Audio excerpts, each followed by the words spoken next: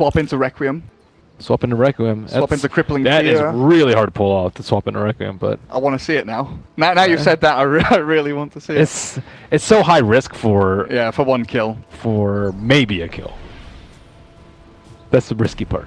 I think the coolest things I've seen are like swap into Centaur stuns and stuff when there's been like a Venge and a Chen. But usually that's a support Venge and a support Chen, obviously. So yeah, you're not giving away too much if things go poorly for you. Empire, they hold a pretty good position here over towards the east of Navi's advance. Did you see the swap into Lasso? That was pretty cool. Swap into Lasso? Yeah, some of the Chinese teams ran it when Position 1 Venge was starting to be experimented with. Because Vega used to run the swap into Hex. Venge swap into Hex is like super easy. Yeah. Swap into Lasso is... That sounds cool. The cast range on Lasso is not great, so...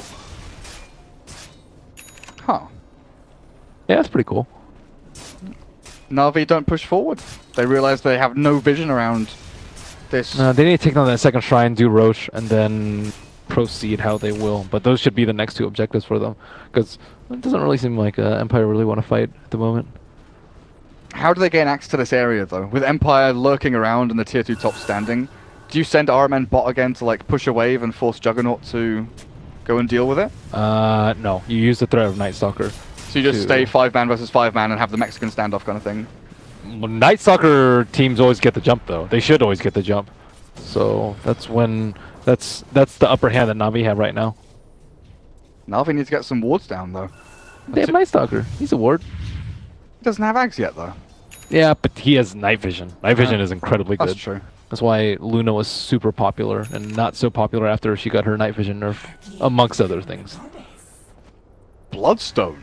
RMN completes it 21 minutes in. That is very fast. No Yules, no Glimmer, I nothing actually like the Greaves build that Swindles does a little bit more than the Bloodstone Rush on the support. Just because I think in a team fight it's just way better. It's really good versus like the Magnetize on the Earth Spirit to dispel that, healing everyone up. And of course the mana I think is also fairly important versus something like an Invoker who could potentially EMP your team. And when you have 6 armor on a Leshrac, you're just going to get a right-click down and maybe 1 or 2 hit crit as a Stampede. You just play differently though with this build. This build you run in a lot more.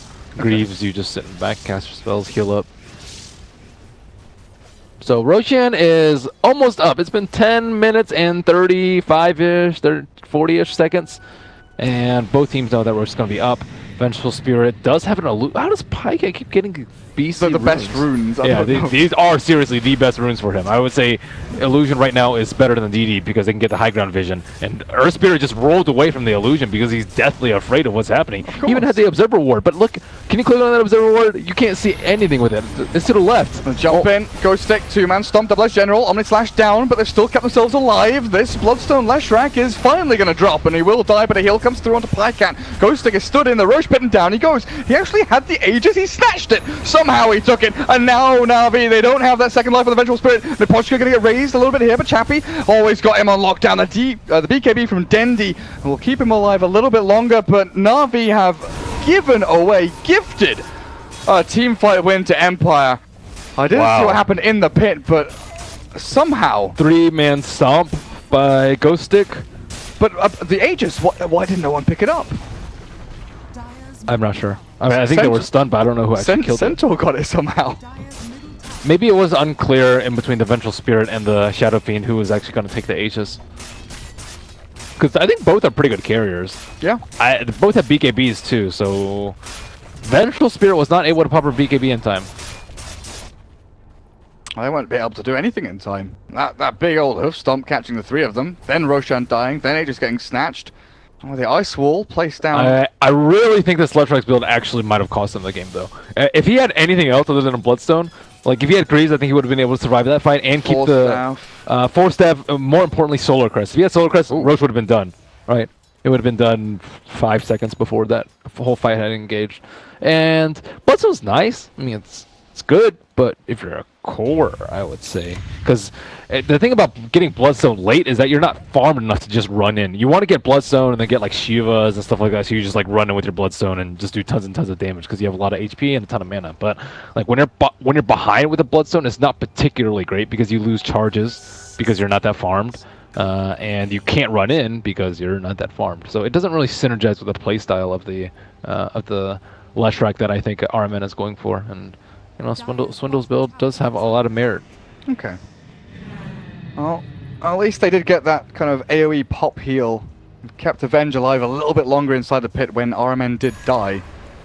Yay. Yeah. I'm just looking for silver linings here, Ben. That one little thing, that's all I can come up with, is that he managed to AoE heal a couple of people and maybe drew out the fight a little bit longer, but he could respawn a little bit faster. Yeah. Nice. But even then it's even more scary, right? Because if you're relying on an AoE heal from a Bloodstone to keep you alive a few seconds longer and still die. He didn't pop his BKB. He got, I think, the Sunstrike hit all around the same time as the hoof stomp double edge. Then they had like Tornado, Ice Wall, and everything inside the pit, but the battle kicks off again. Bottom lane, Tornado 1-2. Nice Chappy Jugger. Oh, hello. Omni Slash through them. The stomp comes out again. Requiem wound up at the spin. Chappy's still alive. The swap back in. A couple of right clicks will finish him. And Jug with Centaur both dropping. FN fell back after throwing the Tornado. Didn't want to commit to the fight, but will be able to TP away. Sunstrike missing out on RMN there, it looks like. As Miposhka will also TP out. Drop your Bloodstone! RMN, please! Efficiency! Like, I even drop Null Talisman on a Magic Wand. Like, well, Bloodstone's really annoying because you can't put it in your backpack. Oh, yeah, you're right. So, it's not as easy. But the other items, sure. And you don't really want to put your Bloodstone on the floor. It's like your one item. Yeah, he has one. Well, he's got Yules now, I guess. He's actually very farmed now. So that's kind of nice. Yules can save him from like Omni Slash. Whoa. The hell? Pycat's in. Pycat just walks into the enemy base with a Shadow Blade and says, cool, Earth Spirit, thanks, I'll take you. And now they can finally go for that top shrine. 15 minutes, they took T3, took them another 10 minutes to get both shrines. Yeah. That, not ideal for them, but you know, it's kind of hard to venture up into that area. But I don't actually know if they're going to be able to take it. Not the most seamless of transitions for them, but they will get there eventually. They can't go towards tier 2 top though. They've not got the creep wave. It's shoved all the way to tier 3. Arcane Night Stalker. Value. Permanite. Not quite. He's got his Ags. But yeah, he doesn't have the level 3 in the darkness. Nor does he have Octarine. Oh yeah. Octarine Night Stalker is so annoying. It's pretty great. Is it perma? It's like 12 seconds downtime or something. It's something ridiculous. It's very close. It's very close. Yeah. Well, now General has that. They've got that AoE vision. Just need to get themselves a gem, which actually Ogre has picked up. Now they can start looking to D-ward and move around the map, control things up even further. So selfless, Ogre. He's going for Vlad's instead of Midas. Stampede. Oh, the high ground. They've got the axe to jump in as well. The stun, the Omni Slash, the combos through. Biver and General both screwed, and RMN turns to fight, but Chappy dodges the stun out with his Blade Fury. And we'll walk this one off for now. FN looks like he wants to go back in. Pops the Alacrity and the healing wall's down. The stomp not going to land though with the BKB from Pycat. Turns the battle up against Chappy, and now down he goes.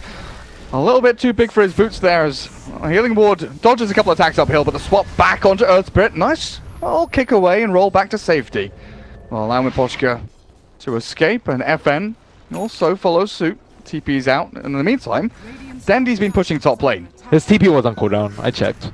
But I mean, he's like gaining value while they're winning a team fight already. I say winning. It's a 2-for-1, but they could have easily just backed off and just gotten 2 kills. So it's definitely on Empire for going back in there, not respecting the BKB of the Avenge that they had revealed on the T2 fight bottom. But you know, they thought they could do it. From their point of view, it was 5v2. Yeah. One big problem though, the gem they had just bought. Oh, they lost. It's now on the Centaur. That's rough. Yeah, that's not fun. You also should not be holding the gem as the Ogre. Oh, he'd given it to Nightstalker already. Nightstalker died back there. Oh, he did? Oh, okay. He'd literally passed it to the Nightstalker. They saw the Rubik, killed the Rubik, and then they lost the gem. GG. Unfortunate. FN. Tornado's creep wave blinks back into the trees. General sees him, but ooh, tries the Force Staff with the help of Dendy. That was really close. Nearly gets the mini stun out from the void, but will not find him. Miposhka also just barely able to TP away. General's very quick on his feet with his face boots. He might want to blink or something like that to That could be be able cool. to stop these. Yeah, I'm not I'm not actually sure what you go for on Night Stalker. Maybe the armlet that you talked about. He went for cast range at level 10. Never mind. You don't go for armlet with that. Actually, he has Bloodlust, though. Difficult decision. That is pretty difficult. Well, I think at 25 attack speed or 300 mana is easily 25 attack speed. Because you don't run out of mana. What about like a Basher, an Abyssal Blade or something? Or a Hex? I think Basher would be really nice. I don't like Hex, just because Lotus just owns it. I'm thinking like instant disables against the Jugger or the Invoker. I like Blink personally, just because he's gonna be picking people off that split push. It's really good at killing the Invoker. But Basher's pretty good too. I think Basher's probably better because Invoker has BKB. RMN. Looks like he's in trouble. And he'll die. Also loses out on the Dire Courier, which had his Medallion of Courage on it. Oh, so now he's going for it. Now he's going for the Solar Crest. I bet he has so much regret about the Bloodstone too. Oh, after the first Roche. Miposhka comes in to save him. The 3-man Magnetize is there. The BKB from Pycat's through, but the healing ward's keeping Ghostic alive for so long. The swap back into the middle of the three of them will finally secure the kill, and the gem, guys. The Earth Spirit comes back in, and Invoker with the EMP Tornado catches Pycat as well, and Juggernaut says hello. So Vengeful Spirit. Where is Dendi? That's a very good question. Dendi is TP'd out. Dendi is miles away. He's BKB TP'd, and he's long gone. What is up with their teamwork? Like, Pycat's off making solo plays by himself, which is good. Armen's been farming and dying by himself. Not so great. Dendi has just been nowhere to be seen in these team fights, and not really, like, he didn't get the T2 tower on the left side. He wasn't pushing a tower that time too. He was just TPing back to Fountain, you know, and I don't know if they just like don't trust each other or what, or they just really have that fear of dying. Like disjointed decisions, it feels like, and this, I was praising them before this series started, how they seemed to be patient and their decision making seemed crisp and clear in the previous series. In this one, it seems like it's 4+1. Dendi's off doing some of his own things while the rest of the team is grouping up and fighting. And the last time I saw Dendi in a team fight was when they were like pushing down mid. Been a while. Oh, the T2 fight on bottom too. Maybe they find the Invoker. Nice stun. Chain it up with a few raises, a few hits in, but FN's got the Ghost Walk. Where's his detection too? I was expecting Arman to have dust or something, but they do not have it.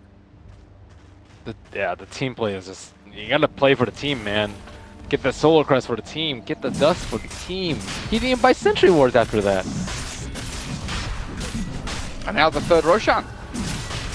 Man, this has got ages cheese, and NaVi are not in position to contest this. Up on the high ground, take a look where Miposhka is ready to jump on in, and he'll find the initiation onto Ogre, then he'll roll away. The swap is there. Pycat puts himself in a dodgy position, and now in comes Ghostic, the 3-man stun. Oh, this is great for Empire. The spin comes through, and Chappie, well, Tornado won't latch, but Juggernaut will finally lose the ages as Dendi joins the team fight with his BKB up, but he doesn't have a target to go on. He's got Requiem available, but now the BKB ends. He's stunned, he's chained, he's killed, he's dead. And another 2-man stomp from Ghostic finds the perfect continuation of this team fight. NaVi are crumbling and falling one by one. The self-fuels from this poor Leshrac will only lead into a deny, while General, oh, he scurries away down towards bottom lane to get anything he can out of the rest of this map.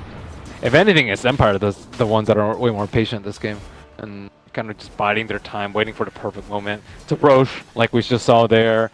Perfect moment to kind of just gank them, take their gem, wait for them to make the silly moves, wait for Shadow Fiend to be split away from his team with no way to get there, and you know, they're just playing better, or looking for the better opportunities, and biding their time. I think Chappie's played pretty well this game too.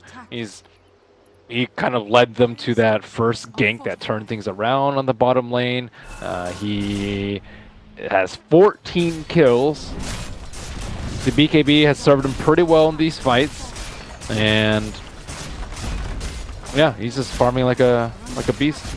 And then you have FN, who hasn't died yet this game. Had, you know, not a rough laning stage, but it wasn't the best. And now you're looking at him thinking, right, he's nearly got Octarine Core, he's pretty much 6-slotted, just wants a refresher or a Hex or something to swap the Midas out for.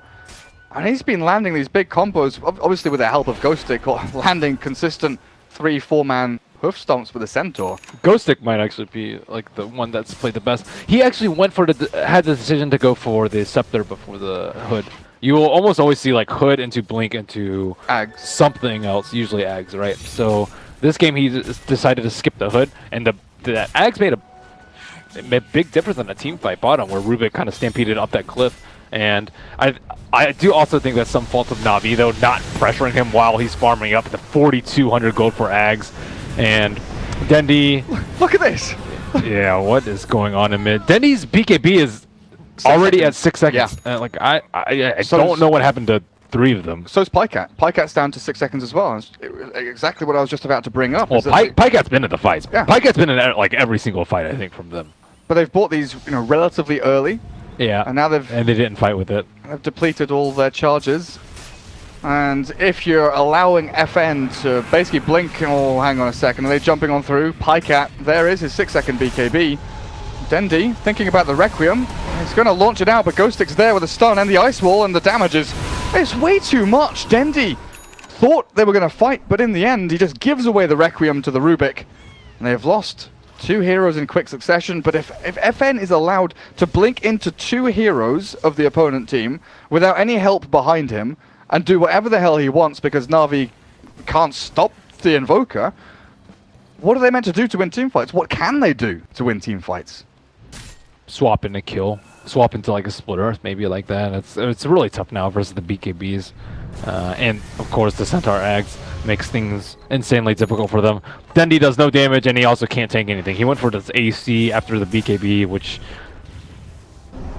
I can understand. He wants to be able to tank the Juggernaut during the BKB, but that last fight he didn't get his BKB off. And if you go AC, you're not really right-clicking very hard because they have the Ags on the Centaur, so you probably need some sort of like better sustain. I do not think this is a build that many Shadow Fiends have to go in this particular situation, but... Especially when you've only got 13 souls. He just keeps losing souls over and over again. Man, he had such a good start too, getting that first blood and 12 souls. Yeah. 36 minutes pass, gain 1 soul. Oh, poor Dendi. He did go this build last game, but he was against like Slardar, Venge, a bunch of minus armor. Yeah, that's fine. I think LD and I were like thinking Butterfly, and he went for the AC, and we were fine with that. But versus Centaur Invoker, it is. I think. I don't actually know what a better build would have been. Probably. Satanic? Yeah, Satanic I think is good. I don't know. Manta style I think is also pretty good too. Yeah, it's a tough choice, hey. Or well. SNY, yeah. SNY I probably would have preferred too. He just needs to be able to stand there and like right click people. Or just be there for the fights. I think I could have forgave him for his item build had he been there for a lot of the fights that they desperately needed his damage output for. Like Venge and Shadow Fiend are actually so strong together. Like one has huge both have huge right click. One has an aura, another one has like a minus armor aura. So they have so much synergy together. But yeah, he's done it again. FN with his butterfly. With his butterfly invoker. There's a lot of right click. I don't think it's the worst build. No, I've seen far worse builds. Yeah, he's shown that it's definitely not. It's definitely not awful. And well, we'll find the ogre. But I think the big fight is kicking off in the meantime towards the back end, where they found Pycat as well as RMN. Omni Slash comes through, and with a swap back, General is popped in. Pycat runs away, but he's given away the life of his teammate. RMN chases down Chappie, but I think this might be the beginning of the end here. Dendi BKBs up and tries to get to the top of the ramp. He will succeed in doing so for now because they change back onto the Lashrak. Split Earth won't do a damn thing. And NaVi, 2 men remaining. Pycat and Dendi, they are the 2 core heroes, but Empire only lose their 2 supports, and with Chappie moving on to high ground, this is going to be another lane of racks. I think that's GG. No BKBs on Pycat, nor Dendi. Pycat. Nice force. That's the best teamwork I've seen them have all game. Synergy, cohesion, teamwork. 1 Hurricane Pike back, but Pycat, he's going to have to stand his ground and fight here. There is no way you run away, surely. Oh, maybe there is. Apparently Empire, focusing on buildings, spin TP to retreat. They don't want to give anything to NaVi, even if it means they could have killed off Pycat. He will survive with his life. He had BKB. I don't think they could have killed him. But yeah, but that's your base in shambles. 2 racks down. And their late game's pretty good. Venge SF is pretty good late game, but I think their BKBs are just straight countered by the Juggernaut at this point too. He has Scotty, so you can just right click through them. The attack speed's slow, plus the Manta images, plus him just being way more farmed is not going to bode well for them. Is Invoker killable anymore? I mean, he hasn't died once this game. No. I don't feel like not unless they like swap him into an instant disable. Into Fountain. Not even into Fountain. I think they can kill him like if they swap stun into a Requiem. Let's say that's okay, and that's pretty reasonable.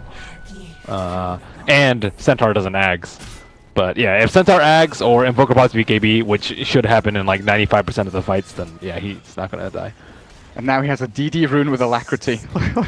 And Butterfly. 600 damage with the Butterfly attack speed as well. That's a little bit crazy. NaVi, it's time to hold your high ground. They've pushed out the 2 lanes, you know, that's a great start. Top and mid have been shoved. So there won't be like a 2-pronged attack or anything like that from Empire, no, nothing like that. But the jump in, FN just starts things off and Ghostic continues. A good hoof stomp, but the BKB's popped by the Centaur. Chappie will be able to walk up to high ground and hit the tier 3 with the help of his Blade Fury. NaVi have to go back and regen up Dendi with the Shrine. This is all or nothing time.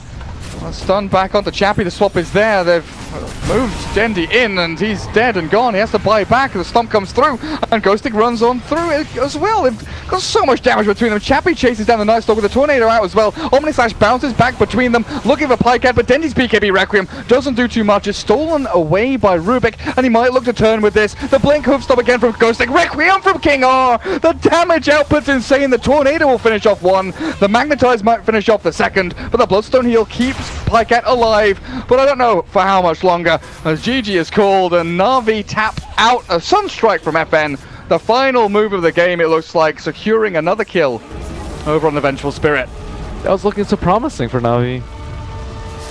It really was. It really was. First, like, what, 17... When did they take the tier 3? 17 minutes in? 16 minutes in? When? 15. 50. When 15, did this music? Yeah.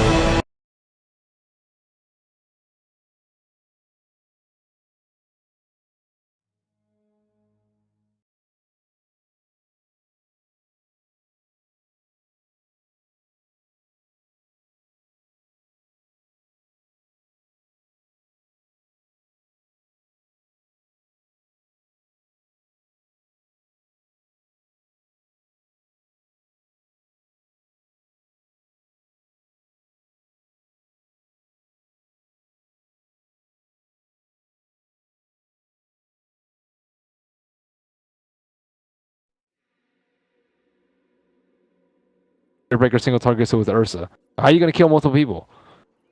I guess you just kill them all really quickly, one by one. That's the plan. Just line them up, kill them one by one, hope Empire filter in.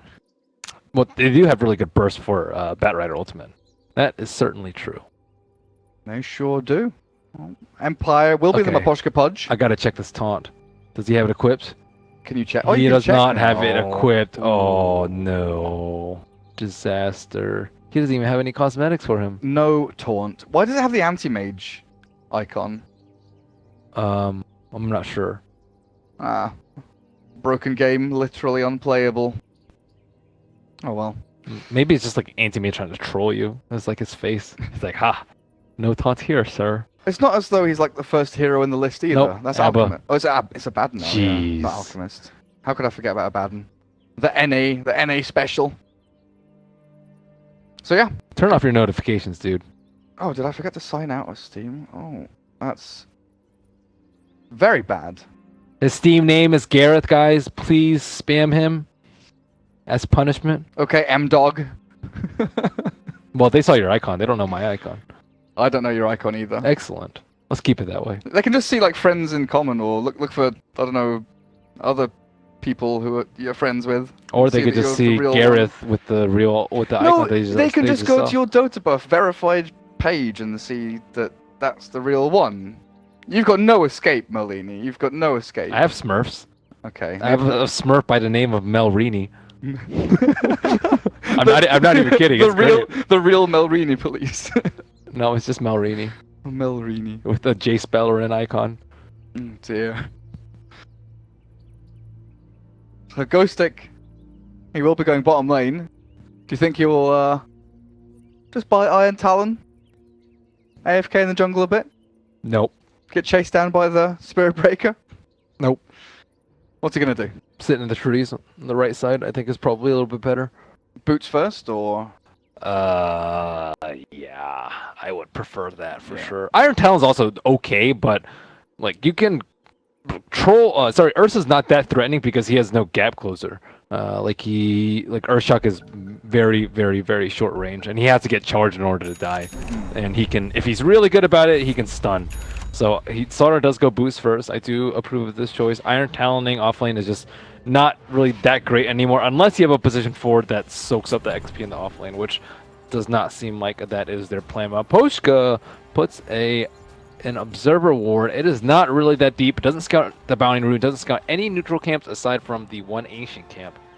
This ward generally not terribly favorable at the start. However, it is very unlikely to be dewarded, and you can place it really quickly.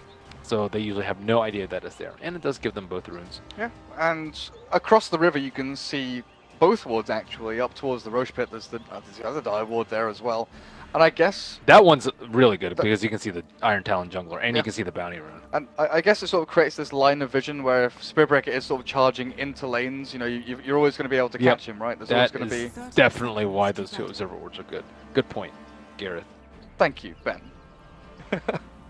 Yeah, that's actually a good point. That's definitely for the Spirit Breaker on both ends. So Ghostic looks like he's going to try and contest the bottom rune. He does have boots first, but he doesn't really see that many heroes there. Pycat trying to bully him out. Ghostic, does he want the bounty? Does not commit. He doesn't want to walk into Ogre Ursa.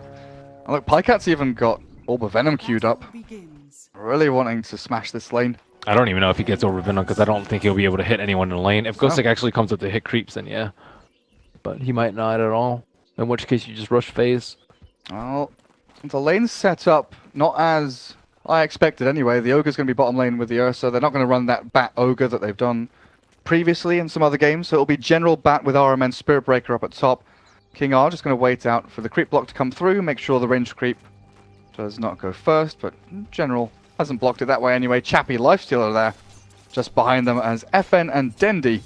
The mid matchup of Invoker and Troll, and Miposhka is going to be able to pull this across. Yeah, this is the only camp that works consistently still, even after the changes of Hook having the buffer time where it doesn't draw aggro. I think I tried a bunch of other camps, I tested this a lot. I think there are windows when you can get like the Radiant offlane camp to go, but the window's so tight that it's just like not worth it to try consistently. But the Dire camp you can, and then you can pull across to Ancients, deny out an entire wave. And with Alacrity, FN up to 5-0 on his last hits, while Dendi 4-0, missing out on a fair amount of CS up at top.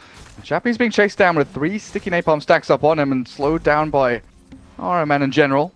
Not enough damage to kill him off, and they force out the salve.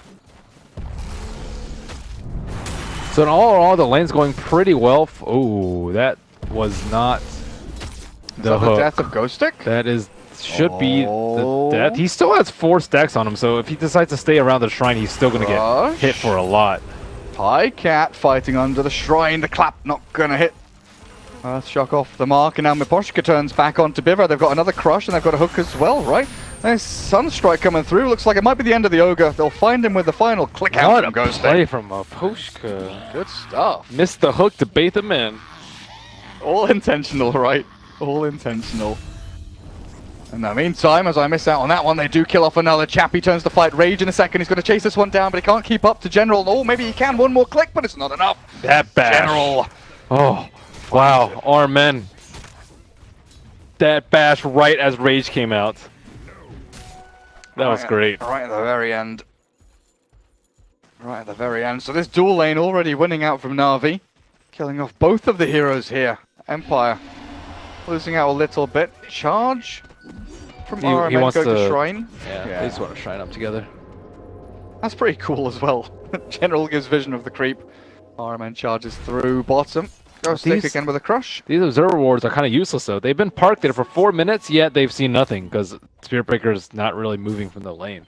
So, you know, they're hurting a lot because of that. Because like as a result of these observer wards, they aren't able to like block the bottom spawn, let's say. So Beaver is able to stack up the Centaur Conqueror, pull it to the lane. They're able to get a lot more experience than they normally would. And Ghost Stick is having a much more difficult time than you would normally. What's RMN doing? He's like baiting with an illusion, sends it across, waiting with his real hero. Might be looking for a time to strike. FN is low on the mana, wouldn't have enough to invoke Ghostwalk and use it. RMN sees this and they're going to go in with ranged axes, but a hook from Eposhka slows everything down and brings FN to safety. Man, what if he had the foresight to try and block it with one of his illusions? Oh, that would have been sick. That would have been so sick. I don't know if he could have actually done that, though. I don't think they were close enough. But you always got to be on the lookout for those next level plays, man. Is Pudge going to try and pull again? No, he's leeching experience mid. FN's gone back to Shrine up above. Things have slowed down a little bit, though, in this game. Until now, Sunstrike with a crush. Biver one hit away from death. He'll find it, and Ghost Stick will give his life away to Pycat. Not worth. Offlane for a support and giving Pycat gold, and now enough for the phase boots. It's also not worth because Invoker didn't get the kill. If Invoker got the kill, I think it would have been fine. But he did not get the kill. I mean, that's two now. Two in a row where FN has thrown Sunstrikes, done damage and landed them, but hasn't found that finishing blow onto the opponent hero. Dendi forces him out of lane a little bit there. Just throwing those ranged axes. Pudge is, again. Oh. Yep. Just gonna watch this because this is broken as hell. Yep. Valve have tried so hard to fix this. but not this one. But not this one. How's top lane going? RMN getting a couple of bashes into Chappie, actually. Two sticking A-bomb stacks onto Lifestealer. General looks like he's going to head into the drums. Magic Wand Tranquils again. She does love so much. Empire, they seem to be falling a little bit behind on all three lanes. Just a tiny bit. Not so much. Imagine if this creep pull wasn't possible, then they'd be much further behind.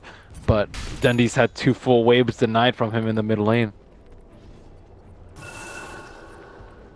So now the Observer Wards are down, Spirit Breaker is free to roam around. They did just drop an Observer Ward close to the Shrine looking for FN, but FN is not interested in being around that area. General actually going over there to look for FN perhaps. He's going to find him. Oh my goodness, what a play from General, but they aren't able to finish that up. The rotation from the offlane by the two heroes that were up there, but RMN might have given away a little too much. He has another charge ready now, and they've got nothing to stop this from going on. A glimpse is used, but RMN is fine. NaVi just control up. Give the haste room to General. Firefly in 5. There are 4 heroes here from Empire ready around the mid lane. The trouble is Miposhka walks into General, Dendi and Biver.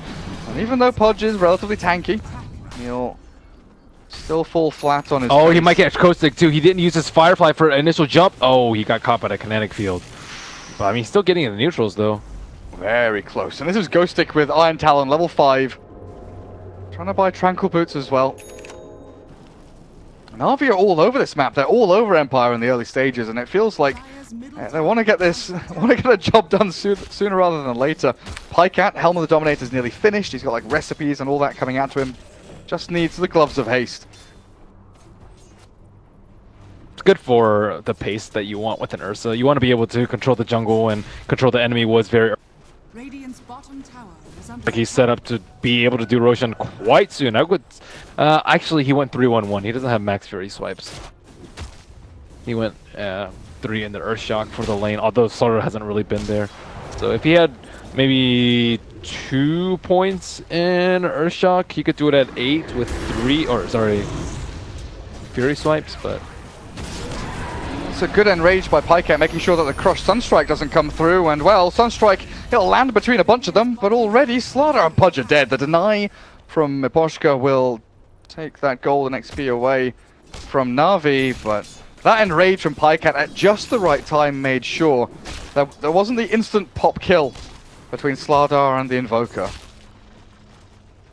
Now he's got his helm. Yeah, he needs a shrine though if he wants to be able to do Roche, but... Mid, Dendi diving in.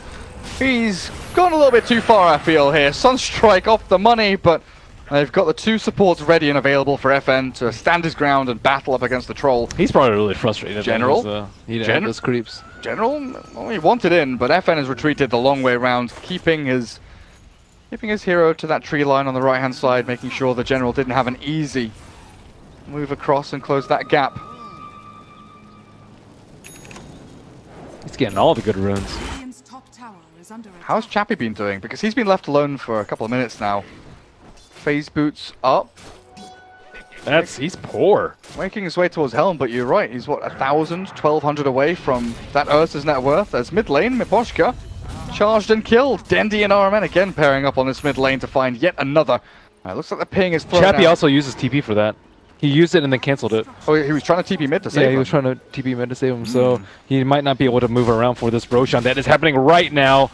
Level 2 level 2 Fury Swipes looks like it will be enough with the Wild Wing Ripper tanking. I think Ogre is the best creep to tank it with, but Wild Wing is probably second. Maybe the Hellbear for the attack speed aura. There is an infested Centaur Conquer going in. He might come in at the right time. Oh my god. This is so close. Wait, they've taken it. They've helmed it. They've taken it. Pycat gets the Aegis. They killed it as well. And now they turn to fight. With the amp damage onto Pycat, Chappie has to run away. He's stunned up. He has no armor and no infest. A crush will keep the Ogre on lockdown. But with this shrine available, Empire at least have a little bit of respite to stand and turn. And Dendi amped up. Needs to sprint away. Na'Vi realized that with Aegis and Roshan in their hands, there's no reason to go running up onto high ground, even when they've got vision there into the shrine. That could have been so much worse. Oh my god. If Spirit Breaker were 6, look how close he is to 6 too. If he were 6, boom, ulti the Life Stealer during Rage, and you are dead. And then they might have been able to dive the shrine there. So Empire, they dodged a lot of bullets. They dodged like an AK right there, dude.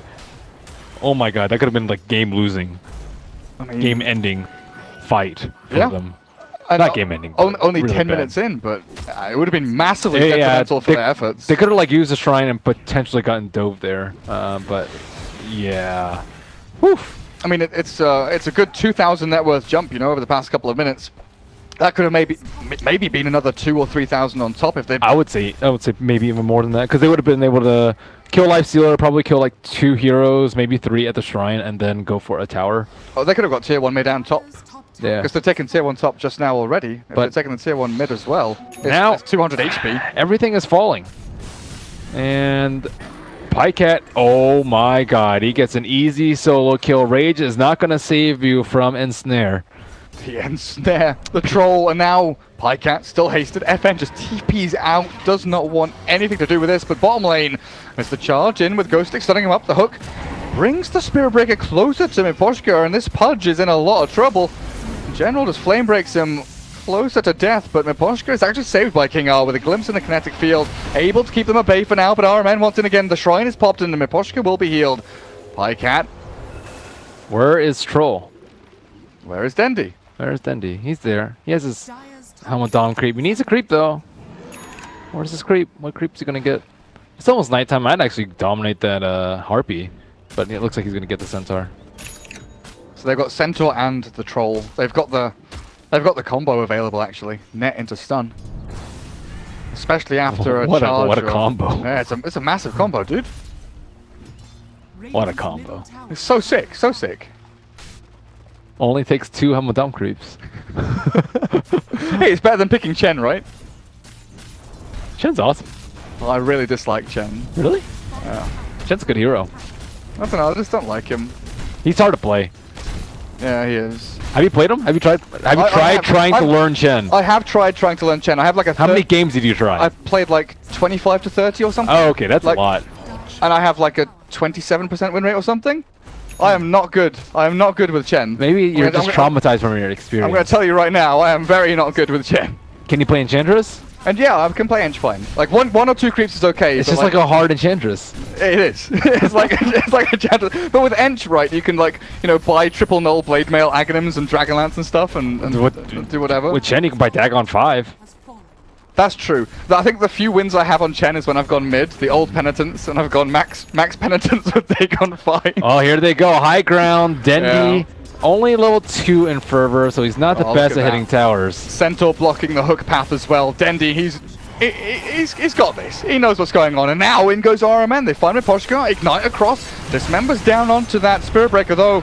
It looks like he'll drop, but that's so much expenditure for just a support as Dendi dies to Chappie in the meantime. They've got the lasso back onto him, but look at this pike at Ursa. In the middle of the battle, the hook back to save the life stealer, but it's chased down by General's Bat. 1-2 punches, Pike Cat picks up a double kill, and the Centaur is one hit away from killing the Pudge, and he finds it. Dendi gets a kill from the grave with the help of his Dom creep, but tier 3 still stands, and Na'Vi have been repelled. This is exactly like last game. They played very well in the early game.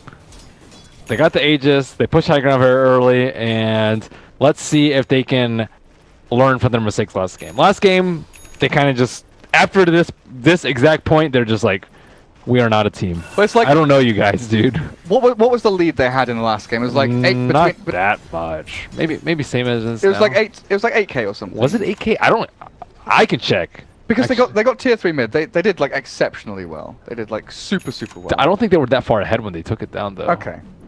Well, they still had a lead and then kind of plateaued, then plummeted. Yeah, it pretty hard for sure. And with Invoker now, halfway towards his Aghanim Scepter, he's got point booster, 1600 gold saved up. The Midas is kicking in, pushing him up to level 12.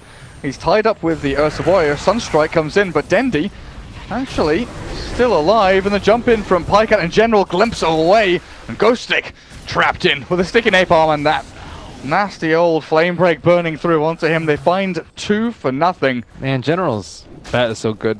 He's just been like, he's that bat that you're just like, I know he's gonna come out from this tree from this angle at any time. And he was there in the mid lane. He was there to lasso the lifestyle. I really like his bat. So anyone aspiring to play bat should watch a little bit of General. Always active, gets his farm on, controls the runes. He just has like no redundant movements, right? Every time you look at him, he is doing something efficiently, whether it's stacking or farming or killing. He knows what to do though on the hero. Even when he's like super far behind, he somehow finds a way back in. Like on his Night Stalker, he's like wasn't sure where he should farm, what items to buy. RMN going in. Sack Storm's gonna whiff as well, and Pycat has free reign in this fight. Enrages up, but the Deafening Blast holds him for a second. Dendi, in the meantime, has killed off Pudge once more. They have a lot of good lockdown for Lifestealer. Lifestealer's Rage is not very good here. Spearbreaker ult, Ursa right-clicks you, Battle Trance, and Lasso. So for even Bloodlust moves, he's actually quite annoying for an open wounds Rage Lifestealer to deal with. And they've got the double bash you were mentioning as well, between Troll and let's make it triple. Actually, no, Ursa's going for Aghanim Scepter. Aghanims into Basher. He's got Basher queued up. This is a lot. That's... the only good thing Empire have going for them is that they didn't lose T3, so that the shrines are still available to them. But all of the tier 1s are standing for Na'Vi. Yeah, this Gold League is pretty nasty. 10k, going up to like 11 or 12. I wonder if they would be this far ahead in the alternate universe where they killed Lifestealer there at that fight. Probably more. I don't know, it just seems like they got away by the skin of their teeth in that fight, and Empire still just lost miserably after that, despite all that. They're trying to fight it head on. I mean, their lineup's not particularly well suited for late game, but the big issue is they haven't used Slardar Blink yet. He does have his Blink Dagger. Blink Dagger plus Lifestealer. It works wonders when you're behind like this. Yeah, they tried to walk it in, but it's so hard when you're being flame breaked and bashed and charged and all of that. Well, FN 600 off his Ags. Nearly maxed out the Exort as well. He can do a little bit of split pushing here and just farm up this bottom wave. But killing off towers is so hard. You know, you're talking about General coming out from the trees and surprising you with his movements. You never know when or where you are going to get jumped on from. For Empire, it almost feels like they need, a bunch of Lincolns and Lotus Orbs just to be able to survive in fights. Or jump the bat. They don't have any save for the bat. Nice. I guess maybe. Ooh, King R gets charged. They did drop an obs ward, but it gets immediately killed by General. Yeah, I think they had to jump the bat first. But how? How, Ben? Slardar Lifestealer. He doesn't have that much armor. He's going to be well into the negatives with Amp. Actually, not well into the negatives, just -2. Do you try and do it when NaVi are pushing your base? Or actually, no, ignore that. They've answered my question already. Ghostic is going to go for a wander, look for a pick-off somewhere. Dandy looks to be the target. He does have the Troll Creep. The Troll Creep can actually help out a lot in this situation because he can run away from the Rage Lifestealer. But Slaughter is actually going to TP top. They are looking for Bat Rider, but General's gone. Oh, he's TP'd out. He just got his Force Staff. And on top of that, Ghostic sitting right on top of it on his reward. This Bat Rider's rolling in the money. Even ahead in net worth of that Midas Invoker, who is 30 gold away from his Zangs. After this creep wave, he'll finally have it, or creep camp even. NaVi, they've settled a little bit. They've fallen back, probably waiting for next Roshan. They've got the Troll in there, waiting to see when the big man's up. About 1:15. 20 seconds. They need the Invoker to kite the Ursa during the Enrage. That, I think, is the most important thing in the fight. Like, Ice Wall him after he casts Enrage, Tornado him. Deafening Blast. Deafening Blast, Cold Snap. There's a lot of things that he can do. Even EMP is very annoying for the Ursa. Like, if you don't have mana to Earth Shock or Overpower, you're not really going to be able to kill anyone. So, I think Invoker is the key to them winning the fight, as well as Slaughter Lifestealer getting the jump on old General. But General's been very careful thus far. Is he going to be able to find anyone out with this Arcane Rune? He really wants to. He really wants to. You always get that itch when you have the Arcane Rune on a hero like this. Because you get like 28-second Firefly. And looks like he might run into the wrong target. That could be Ghostic, but General's in a really good spot, or is he? Okay, yeah, he was in such a good spot. Well, Chappie couldn't attack him. The very, very edge of the cliff. If Ghostic had moved, maybe 50 range further to the west, they would have found that kill. But they've just thrown up a big flag to NaVi saying, stay out of our base, give us a bit more time to breathe, and NaVi they'll respect this for now. Roshan is up very, very soon, which is obviously what NaVi are Oh my god, Ogre built Solar Crest cool. First. Wow, they have actually learned a lot from last game. Have they won? Is that game winning? Well, honestly, I think Solar Crest is pretty game winning, because if you can't kill anyone with their starter Lifestealer, you will lose the fight. Also, it helped them take Roach in a comfortable amount of time. So, they built the right items this game. They have not just completely thrown after getting the Roshan. They are actually fighting together. Dendy has been with them. He is 5-2-5. Much better than his record on the Shadow Fiend last game. He has more kill involvement than Pycat. And they are all very, very farmed. So do you think with Empire, can they hold high ground with the spells that they've got? Not if someone gets lost into the low ground. Okay. So I'm just looking at the Ghostic and Ghostic Slardar and seeing he's eyeing a hand of Midas. And I guess Empire really don't have much to do in the next 3-4 minutes apart from defend their base, as Ghostic will blink away, but the chase is on with the drums popped. Slardar sprints and slithers back to safety. They don't have vision inside the base though, so I wonder how General is going to approach this. He's not actually smoked with the rest of his team, so he might have to like napalm the high ground. Actually, this tower is not that high on HP, and Dendy just decides to go for it with the DD. The hook brings Lifestealer back, Sackstorms onto Dendy, but this is a comedy of errors. Miposhka, the Sunstrike still lands on Dendy to kill him off, the dismember of the Bat Rider, but Pycat is ripping apart one on the back end. Ghostic is gone. In comes the Nether Strike, and Pycat rips apart the Lifestealer. Chappie's dead for 50 seconds, and another missed hook from Miposhka.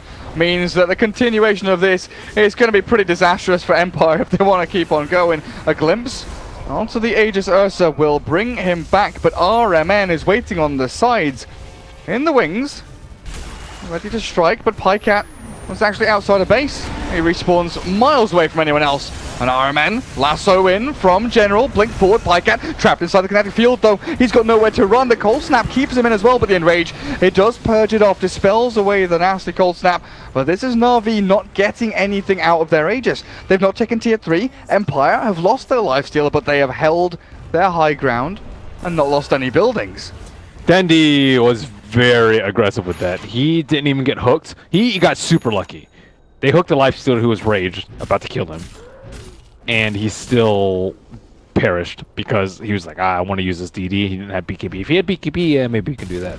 But or if he had Aegis, he could maybe do that too. But with Static Storm, Sunstrike, he definitely can't. Static Storm, Sunstrike, and everyone kind of just running at him. Where was the Radiant's courier? It was at the Dire Secret Shop. Oh, okay, well, this is this is where Navi kind of threw last game too. That wasn't necessarily a throw. It was just they thought they could take the tower down with the DD faster than Empire could react, and that was clearly not the case. I mean, Miposhka even missed, 2 relatively big hooks there, but Empire. Is he gonna get Midas? I think he does. We're looking at Ghostic Midas. Oh, I was talking about Pudge. He's got that now, but yeah, Pudge has saved up 1,700 gold himself. I think he might do the same thing. I mean, is there anything you want from him that can, stem the bleeding here? Like, Blink's not bad. Okay. Blink's one of the times that you can potentially pop BKB with. You like hook a hero, like Troll, and then you blink out and you pop his BKB and then the push is over. Because I think a common build, like Black started doing it, Poppies started doing it, and I've seen a couple other players go for like Tranquil's Windlace, Midas, and then Blink. But I like the Midas. But usually with that, you're running around the map collecting bounty runes, and you're not about to lose the game. You're not about to lose the game, and you get your GPM talent eventually, right? Yeah. Another thing is his level 25 is really good.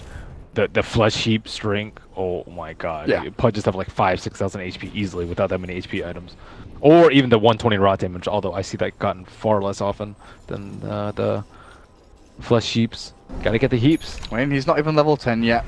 He's got a way to go, and might even consider using some of this gold for a buyback. But no, he's got Ether Lens queued up in his quick buy as Na'Vi come around for what is round 3 of their high ground push attempts. They just need to at least take the T3. I think that's actually their goal here. Not to actually get the racks, but to force people back, get the T3, and then take shrines. I don't actually think they can end the game with this unless things go very swimmingly well for them, which it did not go last time. I hear the infest. There is someone inside a ghost stick.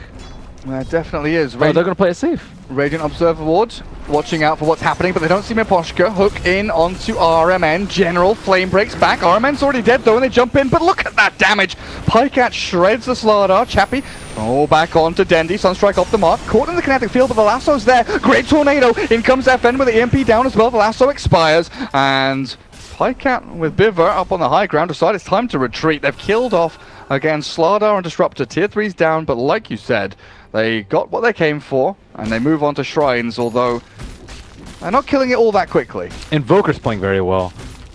He's destroying the Ursa. Keeps tornadoing during the enrage, hitting him with the EMP after too, and then Deafening Blast, as you mentioned, kind of just permanently cutting the Ursa. So Ursa definitely needs BKB.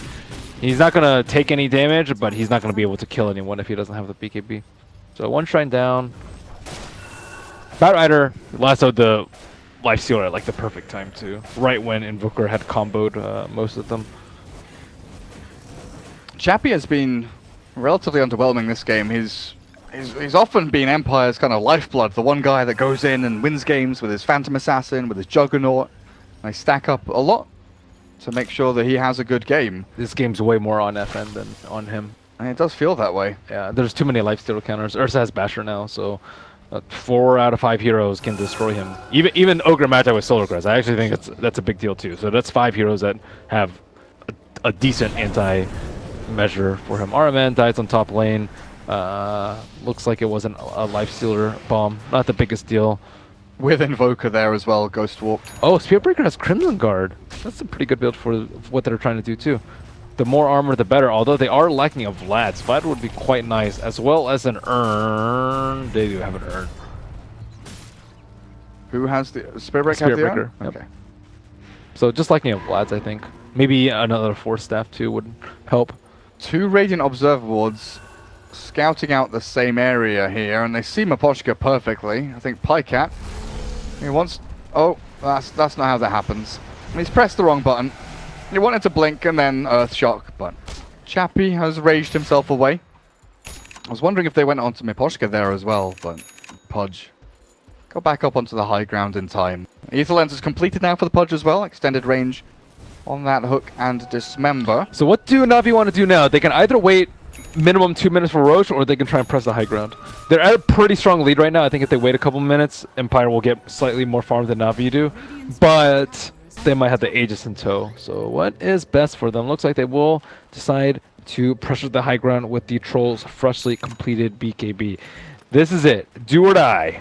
This is going to be a hard one for Empire to repel the smoke up in behind their tier 4s. FN getting ready, but it looks like they're going to be losing buildings here. They jump onto Dendi, and he is almost obliterated instantly. The BKB's popped, but he's on 10% HP with Chappie charged through back onto the Invoker. Cold Snap cancels that one out. Dismember on the back end. Dendi's sprinting away, but it's General forcing the Podge to retreat, and Empire have held their high ground once more, and now they're looking to leave the base. No, they will go back up the ramp, not chasing. They are being very, very patient, very, very disciplined, and not giving anything away to NaVi and not overextending at all.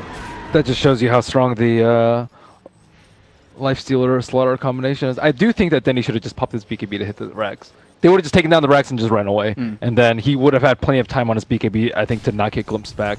Or he could just TP out if he's like really feeling scared, but I don't know. That's really not that safe because there's a punch there, but I don't know. I think like it's one of those moments where you want to preemptively BKB in case things go poorly. He almost died before anything happened. If they had a hook come out, he would have just died before he could pop this BKB. So that there was still the chance for catastrophic failure, and I think that's what BKB is there for, to prevent catastrophic failure in certain team fights. General, Gem, and Lotusorb now. Get rid of amp damage, bounce back on open wounds, dismember, Cold Snap, glimpse, Thunderstrike. Okay, I'm done. Anything else? Not that I can think of. There are no like Force Staffs or anything, no Yule Scepters, no Hexes. Nothing like that. Dismember is big though. Yeah, Dismember's pretty cool. Sunstrike into where? Oh. Okay, cool. He Sunstrikes the high ground so his Forge Spirit can actually kill off the Obs Ward after they sentryed. Nice little safe play. Ghost Stick is going deep on a mission somewhere. Not sure what Ghost Stick was doing actually, but over on the Radiant side of the map is Dendi. Pops into the Roche Pit. Another minute and a half until the big man's up. And Empire, as always, in their base, waiting for NaVi to mess up. Well, they might make a move out of their base with Ghost Stick and Lifestealer infested, paired up together. They know if they just push with Ace of Cheese, they're likely going to lose a Rex. Even if even if Empire win the fight, they're likely still going to lose that melee Rex. So they feel like they need to do something now. Things could go poorly for All NaVi. See, he's up in front. Ogre's like, you know, if they're going to jump me, whatever, I'm going to die. That's Ogre's job right there. Stand out in front. If they Lifestealer bomb you, you lasso the Lifestealer and just kill him afterwards, and you trade a life. That's perfectly okay, and he needs to be doing this. It's underrated support just running out in the middle of nowhere for apparently no good reason. Yeah, force your opponents to sink damage, sink spells and cooldowns into you, and you've even got an Observer Ward up on the high ground now, so you're looking for that in the last couple of team fights. He might not even die, too. If Batrider's fast, he can Force Staff the Ogre out and then Blink Lasso, or just Blink Lasso the Lifestealer, but it depends on how fast they are. General seems to be pretty on the ball, so NaVi impatiently waiting for Roche, pacing around the pit, back and forth. They jump the Pudge. That should be a simple kill, right? There's no one in the vicinity from Empire to actually stop this from happening. And Roshan is about to respawn. 2 Helm creeps nearby, but with a Pudge dead for 40 seconds, do you try and chip I think you just do away Roche. at tier 3? Or? I would personally just do Roche, because if you by chance lose the fight due to buybacks, then the opponents get the Roche. It's much safer to, I think, just take Roche, and then you're pretty much guaranteed Roche because Pudge is dead. And then if you lose the fight afterwards, you won't concede the Roche as well. You'll only just lose the fight, which is fine. And you'll likely trade that for buybacks, which is perfectly okay. Okay, are they going to be able to get any kills? Biber! The first tier 1 tower of the game for Empire. They finally kill a building. And get an Ogre as their free gift to go along with it. TP away. Everyone get back to base. And there's no way that Ghost Stick is going to get caught here at all now. That Hand of Midas has kind of enabled him to build into what looks like a Force Staff nearly done. He's got enough money for it, but with Aegis in the hands of NaVi, you're saying this is like, you know, very important for them. They can maybe now look for tier 3s and barracks and look to close out this game How important are buybacks for Empire in this for specific Very heroes? important. If they can lose the game if they don't have buybacks.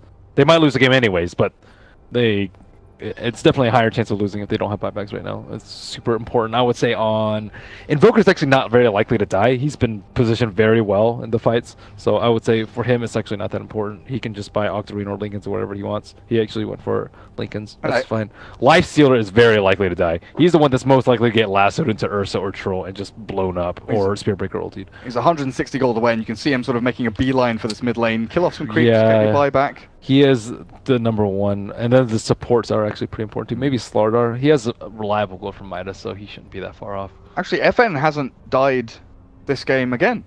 Yeah, he 4-0-4. He's Death's been playing not found. incredibly well. Death's not found, indeed.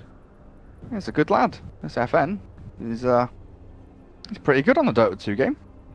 It's not very easy for him to not die too in these fights too, because like Batrider's always looking for the Invoker. If you can see Invoker, yeah, you just jump on him immediately every time you see him. But he's been like really far in the back. Now he has a Lincoln, so Batrider has to commit his Force Staff potentially to pop his Lincolns. It's not easy. Things have gotten a lot harder for General, and one of the big problems to Ursa is ending the game. You win the lanes, you win the early game, you win the mid game, you have Aegis, but can you end the game? Can you end the game, indeed? It's why we saw for a period of, what, like a week and a half, 2 weeks, there were a number of people going Desolator on Ursa, just so you can go and hit buildings. Yeah, just because Aoi wins games with Ursa, and he gets Deso, so people are like, he's winning games, what is he doing different now? He buys Deso. He's closing things out. What's going on? Yeah. Deso actually helps a lot for the fights, too. Because Fury Swipes is physical, so you can burst people down. I wouldn't say not nearly as reliable as Basher, but definitely quicker. You don't get owned as by Force Staffs as much, because Force Staff requires a lot of reaction time, whereas Basher is not as much damage, but the person itself can't do anything. But if you go Deso, the person who's Force Staffing and the person who's getting hit might not react in time. Okay. NaVi are setting up. Ogre is a fair distance away, but he's got Bloodlust and TP to Shrine, so he'll be ready. Dire Observer Wall's already placed out, but in kind of awkward positions. Sees the Batrider. Batrider might actually get jumped here. He tries the hook, but General skirts the outline there as they jump on in. Now they jump on out. Force Staff away. The glimpse back. Batrider sent further away. The glyph is forced out as well, but this is why NaVi have the advantage. They're on the high ground. They've got their BKBs. Aramendo is found by Chappie as well with Static Storm. He's dead. Well, this is big ultimates expended as Pycat pops the Enrage and turns the fight up against the Lifestealer. The Fury Swipe stacks getting built up here. Chappie lassoed as well, dragged into the danger zone as Dendi slams him down, and Pycat, he's still pretty free to roam through this. Aegis available. The Ice Walls drop with the Kinetic Field down as well, but NaVi, they've got what they came for. The racks have fallen.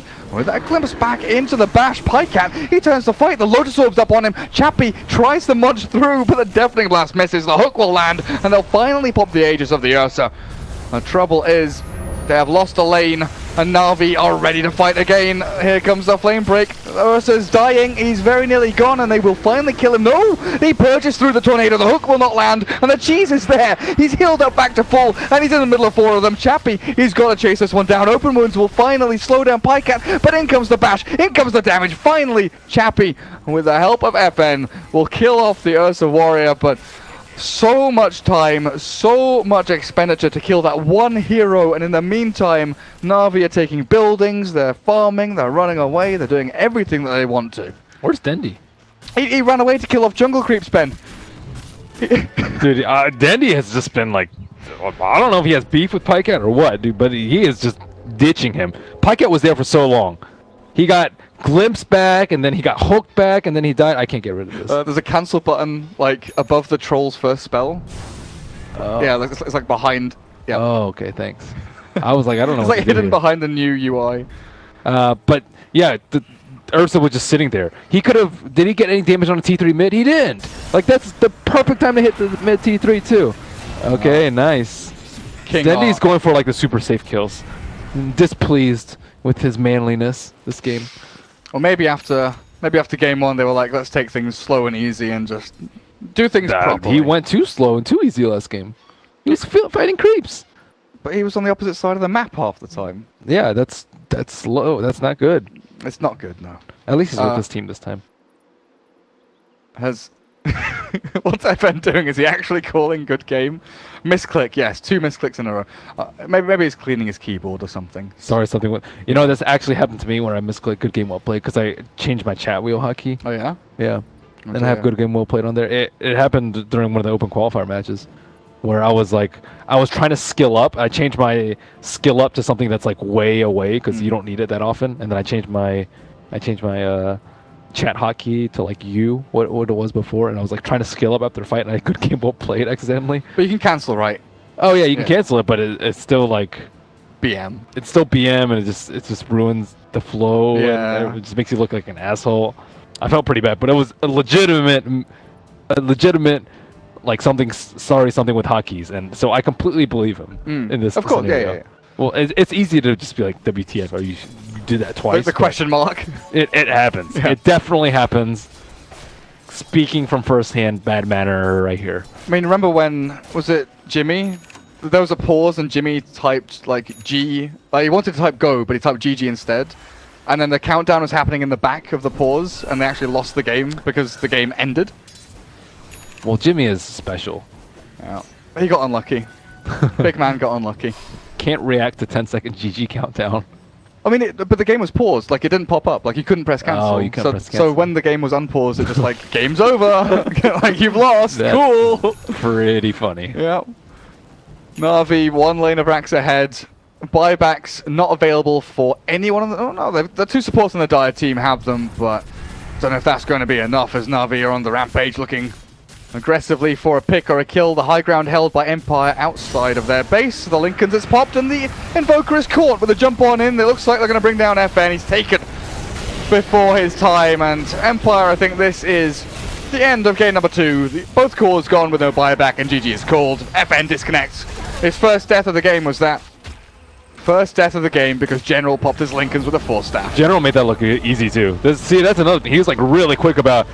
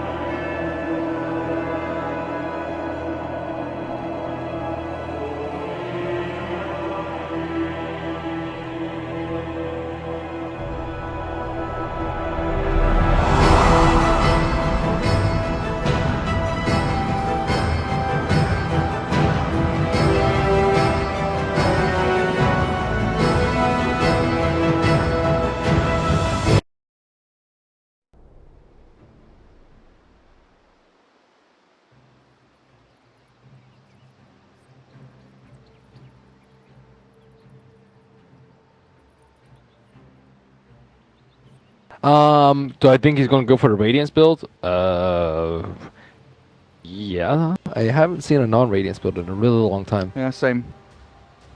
I liked it when it was kind of coming out. You know, Miracle played it a little bit. There was the South American teams that were like playing Armlet, S&Y, the Solar Crest build occasionally, but I think Radiance kind of just took over. The fact that you have low cooldown ulti, you farm like a madman, even after the nerf where illusions don't get the Greevil's Greed stuff. And then to change to Greevil's Greed so you get less gold from bounty runes, he still gets so much farm.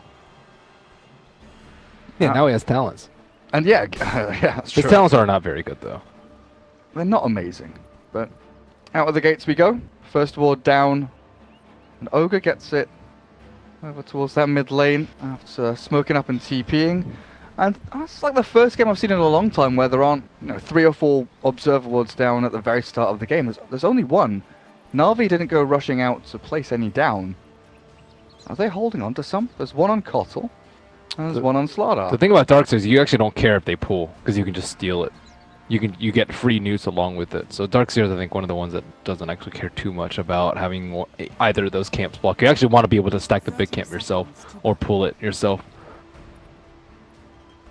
But yeah, Centaur, let's see, Centaur supports that he would be up against would be Slardar and the Keeper, but Centaur is actually not that scared either. But I don't know. If I were a Centaur team, I'd be scared of the Coddle constantly pulling and stacking because Coddle is really good at that. They're playing aggressively into this bounty rune though. NaVi looking to contest and get 3 to their name, and it looks like they will succeed. Chappie, though, at the very least gets his bounty rune with the Grievel's Greed. Already up to 330 gold. Brown Boots and Iron Talon in the quick buy. Uh-oh, are they skipping the creep wave? Oh my god, it looks like they it. are. Ben, I think you're right with double Iron Shell. They might even look for a kill here, you know? They tango up already. In they go. RMN slowed though with the Arctic Burn. In general, we'll just have to kill the creeps while RMN forces FN back to his tier 1. General's lost a lot of HP though. And FN wants to come back in, it looks like. A crush to slow down his advance, but they've dragged the creep wave across, forcing Ursa to last hit under tower. And also getting free farm for your General Darkseer. Yep, Pochka can't really do anything about this because he is a melee ogre. And they can just shrine up if they'd like. Slardar hasn't taken enough damage yet, so maybe go in a little bit with the Slar, bait out a few more spells before they want to use that shrine. Well, there's the CS, and like you're saying, wander over to the shrine. Everything's going to be fine for them. Dendi mid against the Alchemist. 4-1 against the 2-1 now for Chappie. But Dendi, poor man's shield is up. He's got an okay amount of armor through that. But Ember isn't a hero that starts with a lot of armor. 2 is anyway. Okay to you? I mean, like he gets a little bit from the poor man's shield, but his starting armor is not amazing. Poor Ember, armor issues. Especially when he's an agi hero, right? Yeah, he's not. I mean, he's not played like an agi hero though. He's a spellcaster. Yeah, now he is. Dendi's doing very well in CS. One thing about Dendi is he gets sick amounts of denies. Every game I see him, he's just like on top of the deny chart. I don't know why, but he just loves denying creeps. As you say it, he gets 2 more to his name, taking all these creeps away from the Alchemist. I think he has the highest average denies of any mid player in Dota 2 history. Period. Okay. Like he just has he just denies a lot. Hey Knoxville, if you're watching, thank you. Please tweet. Get this stat out there. Let's see who it is. I'm pretty sure it's Dendi. Or if you probably need like at least 100 games minimum or something like that. Let's say. But yeah. 50 games minimum is usually the. Oh, okay. I wouldn't disagree with you. Some of us like large sample sizes. Sample sizes, man. Whatever, dude. I mean, 50 is not bad. 50 is not bad. But then you get into the thing of like what counts as a game. You know, like, do you only count like premier tournaments? Do you count amateur tournaments? Right. Do you count professional tournaments? Yeah, okay. So, it's... Okay. I get you now. Yeah, it's not so easy, dude. Stats are not easy. Nope. They definitely are not. They definitely are not. Pycat, Lifestealer bottom lane, farming away like a champ, and of course Kotl. Oh, he gets to pull off barely in across into that creep camp. That is a sad half horse, half man. That is... Ghost Stick wandering back into the jungle. He's got Quelling Blade and Poor Man's Shield though, so he can go and hit some creeps over there. Dendi playing aggressively into Chappie, burning through that regen and HP, which Alchemist has actually fully run out of now, looking towards a Soul Ring after his Iron Talon. Dendi's got his bottle. He's sitting pretty, 19-5 up at the top of the board, while the aggressive dual lane over here of the Radiant team, they've not managed to completely shut out this Ursa, but they're stopping Wyvern from pulling and chaining stacks and things like that. I think that's more important than stopping the Ursa, actually. Is just keeping Winter Wyvern irrelevant. You don't want him to get, like, Ghost Scepter and Blink and all this stuff that's going to make your Slaughter Lifestealer's life difficult, so... I think they're doing their job. Dendi also doing a very good job of kind of limiting the Alchemist farm. He's had a ferry over a couple Sal's. He doesn't have the TP scroll available to him. A lot of the Alks will go to the Bounty Rune, then TP over, and then get the other Bounty Rune too, but he does not have that luxury this game.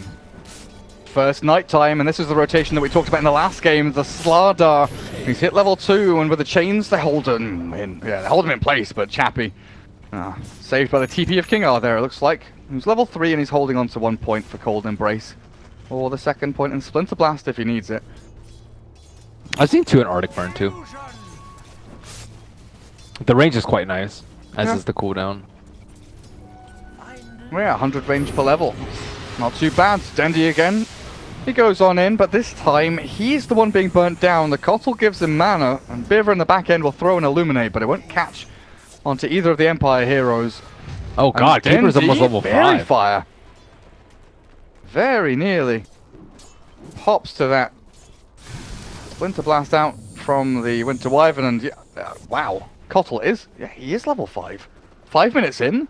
That's keeper for you, dude. That's why I say you can't go wrong picking keeper. This hero's just ridiculous. I guess he did have like a triple or a quad stack down at the bottom lane, right? And he's cleared that out completely, while Pycat is just sat on lane, farming to his heart's content on the creep wave. RMN up at top, found by the Ursa and Ogre, and it looks like that will be our first blood. Finally. Easy kill. 5.5 minutes in. It took a while. Both of these teams a little bit timid with giving away a kill anywhere, but FN will find it. Yeah, they need Slaughter just to leech and play safe. Leech the large camp from inside the river is usually pretty typical. There's no Darkseer there to surge him out just in case. Centaur, as you mentioned, just doing the old dirty in the jungle. Oh, Tranquil Boots. Is he gonna try and double edge that? Nah, he needs to shrine up again. I would have gone for that, and I would have died to the big wild wing because it survives with 7 HP and then kills me. Oh, the shrine in base. Ah, that's good efficiency. Early on in the game, just pop these shrines. Actually, those are so efficient. I love those shrines in base early. You know what I do? I've started triggering a lot of people by, when I play Invoker, I get like 3 or 4 Sunstrikes out. Like Sunstrike from Fountain, go to a shrine, Sunstrike, use a shrine, go to the next shrine, Sunstrike. You only need to use one shrine though. You can just sit in Fountain for the rest. You can, I guess. Yeah, that's right. Don't be that guy. But what about your junglers, dude? No, I like using all these shrines. Dude, people in the 5k bracket don't freaking use shrines. They go, they TP to Fountain, sit there and wait. The shrines are just like unused for 20-30 minutes. I like using them. I don't like them being all bubbly and red. Maybe they go to Fountain because you use them all. Do you ever think of that? Shut up, Ben! Gareth? Shut up! You're too logical. Go away. We're jumping on mid lane. Wyvern looks like he's okay. Splinter Blast at the ready, and FN changed up. RMN, though, in a spot of bother as a Stampede comes through, and Chappie will help secure the kill for the Dire team. As Miposhka is blasted down by Biver. They are not shutting down the Alchemist at all. They're trying to throw bodies at him, but Slaughter is ending up just feeding him a little bit more. Keeper's getting his farm on, though. Almost level 7. Wrapping it on top lane. Ogre's looking for someone. FN there found the Kotl. Has he got ulti? No, he does not. 3-0-3 builds that we so commonly see. Does not allow for the blinding light too early. He doesn't. Yeah, doesn't skill it yet. So sad. It's all buying time for Pycat, and of course Lifesteal's one of those heroes that once he's got armor, he can start moving, making action. Maybe create a bit of havoc with the help of the Slardar, but Darkseer is relatively greedy, right? He wants to be farming until Arcane's mech. You can maybe fight once you're like level 7, level 8 with a couple of points in vacuum or 1 point in wall. You could fight earlier than that, I think, because you have the Ember Spirit. You just throw on the Ion Shield and the Ember Spirit, and the Ember Spirit can go crazy. But things are a little bit quiet now. Dendi is just going to sit in the middle lane. Alchemist is going to sit in the jungle right now. Ursa's going to try and sneak Roche when he can, but overall it hasn't been too much happening in this early game aside from a few failed attempts to kill the Alchemist. The Bloodlust on the top tower. What level is this Bloodlust now from Miposhka? Up to 2. Can't really hold the wave away though. We can throw an Ignite, but RMN made the nice little slip in behind the tower, looking for anyone that was trying to push them back, and now they go in with the Ignite stun, TP from FN. And RMN crushes and will allow the retreat of the rest of his team. In the meantime, Dendi's got free reign in middle lane because where's Alchemist? He's tried to stack, but he's not got there. Almost done though. Chappie now will build into the Radiance. Things are all sort of clicking into place. It's a well-oiled machine. Everything's slowly but surely moving forward for Empire. Does NaVi need to... What was that Stampede for? What are they running from? Top lane? Oh yeah. Miposhka ran in, ran out, ran in. It's in the hokey pokey up there for some reason, but is there anything specifically you feel that NaVi needs to do to stop this Alchemist now, or is it too late to stop Alchemist and you have to think about how to beat him in the mid game, or once he has... They need to run at people with Ember. Okay. I think. They have 0 kills. So then they need some kills. Run at people with Ember and Ion Shell. Okay. I think that's Look at their lineup. Slarlar, Ember, Lifestealer. These heroes want to be running at people. Guaranteed kill makers. I mean, Centaur, Ghost Stick is level 7, Roshan's fallen to the Ursa. It almost feels like Empire have just had a free game at this point. Pycat, look, that's a good TP. Crushes there from RMN though.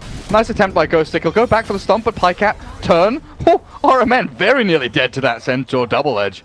Yeah, the thing about it is they're able to use Stampede for every fight on Empire, and NaVi aren't really forcing anything. Like, normally, you'd get punished for using Stampede and not on yourself, and you die a lot more often, but, you know, the pressure has not really been mounting for NaVi. They haven't really been able to push that many towers. Like, mid and bottom are still alive, and top's actually still alive, too. Everyone's alive, Ben. Everyone's alive, but Chappie, he's collecting bounty runes, he's running around, he's got this top lane to farm now because FN, of course, went to Roshan and now hiding in the jungle, making sure that the opponents cannot see him. While they're a little bit afraid for their lives.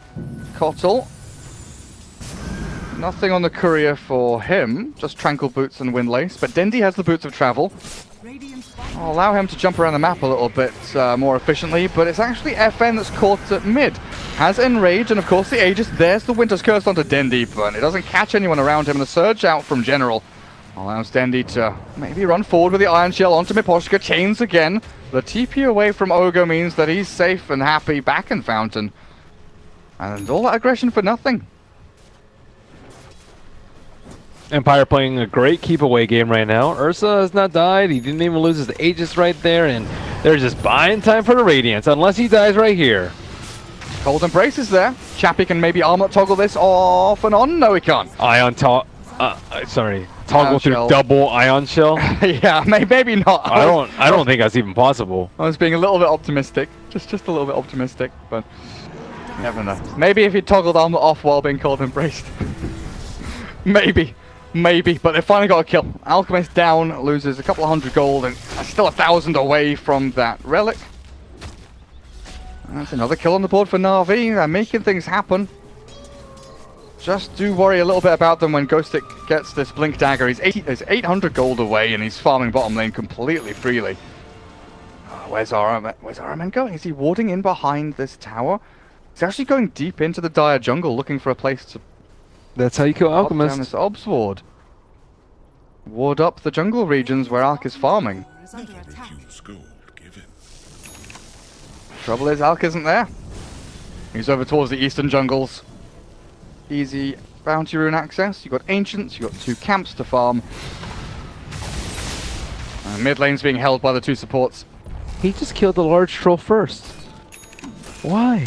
Oh, I didn't let the skeleton spawn? Yeah, he did not. Oh. Of all the heroes, Alchemist is definitely the hero you let the skeleton spawn. Like Alk, or basically anyone with cleave and Alk. Alk is way more than anyone else, though. Yeah, he for gets sure, like, for sure. How much gold does he get from those? Gets Like plus 30. Plus 50 gold, roughly, from those. Nah, That's 100 gold. That's fat. That's ridiculous. It's like a bounty rune for a normal hero. That's 100 gold gone. Wasted. Slightly inefficient, but Chappie has his relic regardless. And NaVi are still yet to find an opening anywhere at this mid lane. They've been grouped up as 3, just waiting patiently. The mech from General is not quite yet done, and Pycat's been left alone mid for a little bit. He'll take the tier 1 with a rage. Stampede has already been expended. FN has killed off the Kotl, but it's Miposhka who will not be able to TP away. NaVi finds something in return, but the Kotl is worth way more than that Ogre. They got the mid T1. Come on. Yeah. But I mean, kill for kill. Kill for kill, yeah. FN. Dire's He's middle got tower Blink Phase Boots. Aegis is still up for another 50 seconds. I wonder what they're up to. NaVi, I guess the great thing about NaVi here is that like they're not showing any weakness themselves. They're passively farming decently. You know, Lifestealer is kind of toe-to-toe with the Ursa Warrior. Dendi's coming in. Alchemist has 1,260 gold. He's 90 gold away from his Radiance. He might die here. He's so close. He's got his Chemical Rage up. He's still got the duration on it. And now the concoction. Turn around. The wall is down. There's the Cold Embrace under the Wind Wyvern, but still dead. The Ghost Stick goes in. Double Edge kills himself. Dendi gets a double kill through Flame Guard. And FN chases General. One more swipe. Clapping down. Aegis going to be taken back and reclaimed by the big man, but I think this might be the death of the Ursa again. Yeah, he tries to battle through, but Pycat with Dendi, they've got more than enough to kite him and hold him in place. 3 kills to the good. NaVi find a 3-for-1 trade-off and keep their tier 1 bottom lane alive. Dendi played really well that fight. He didn't go on the Alchemist. Alchemist was like, you really want to kill the Alchemist because he has Relic, he doesn't have Radiance yet, and he's the one beating on your tower. But if you go on him, you might turn around and get Winter's Curse and just get slapped by the Lifestealer. Dendi's perhaps in trouble. Oh no, Pycat's here ready with him. Chappie has his Radiance, but the Rage comes through from Pycat. With the Acid Spray down, they can't chase him. A 2v1, which they just cannot go on into because Dendi has no mana remaining. In general, with the Arcane Boots, will replenish a little bit of that. Dendi going with the Veil build. That's something that was very, very popular for a long time, but more recently we've seen a number of players, you know, skip Veil and go straight Aquila Maelstrom. How do you feel about the Veil this game? As Ogre? They have the Ion Shell, so I think it's fine. In this game you can actually get a lot of damage with the Ion Shell. And Poshka has been so good with these TPs. Like once the Crush has been expended, or the Chains, he just TPs out. Sometimes he dies, but most of the time he's been getting back to Fountain. But yeah, the Veil, I guess you got what? Iron Shell Illuminate on top of all of Ember Spirit stuff? Yep. Generally enough, I would say, to warrant getting it. And the armor against Ursa helps, especially if you get Winter's Cursed. He's most likely the one to get Winter's Cursed, unless they're trying to stop the Lifestealer from attacking people during a rage. That's the second most likely target. Eventually, though, he's not going to be tanky enough to TP out from anything. Oh, they get a kill top lane, but Dendi's the one caught mid! Perfect timing there. Ghost Stick with the 2 others, King R and FN. They smoke and they wrap in. NaVi thought they found a freebie top lane, but an Ogre for an Ember Spirit. Empire will be well happy with that. And now you're looking at Chappie launching himself from Radiance into Boots of Travel in about 50 gold. After this creep, he's got it. And the Kotal, who had such an amazing start, it's now 17 minutes in. Okay, you're building into Aghanim Scepter. But the Kotal, even with that like A vision, giving the initiation tools for Slardar and Lifestealer, is it going to be good enough to stop this Alchemist from split pushing all of your lanes? Because you're never going to see the Alch. He'll TP, pop Manta, go hide somewhere. It'll help the Lifestealer and it'll help the Lifestealer in particular when he's like back in base trying to kill the illusions. Like it's a very normal thing to like you're pushing tower, but when your lane's getting pushed, you're like, okay, just TP back, I'll recall you. So it's really nice for those sort of situations. But I don't know. At this rate of Alchemist farm, I'm not sure. They're still not ahead, I would say. By net worth metric, they are ahead by 500, but in terms of how they should be faring at this point in the game and what they need to be doing at this point and how far they need to be ahead, I would say they are about 3,000, 4,000 gold away from where they would like to be, ideally, in an even match. Okay. If they can stick the next Roche, I think they'll be in a really good spot.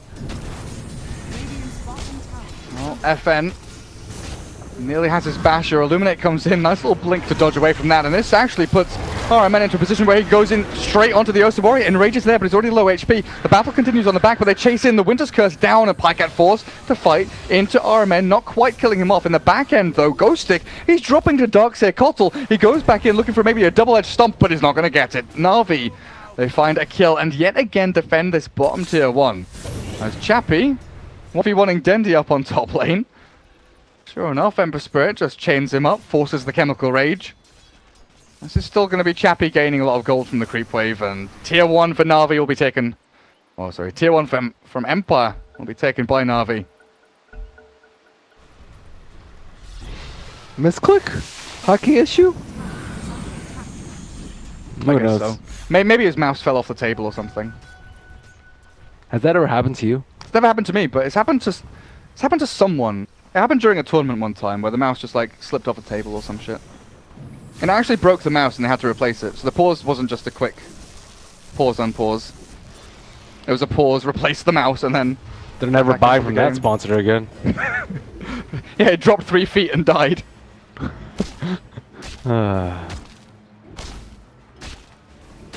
FN full basher. Maybe this is where Ursa starts to get a little bit stronger against the Lifestealer, but it feels like NaVi always get the jump.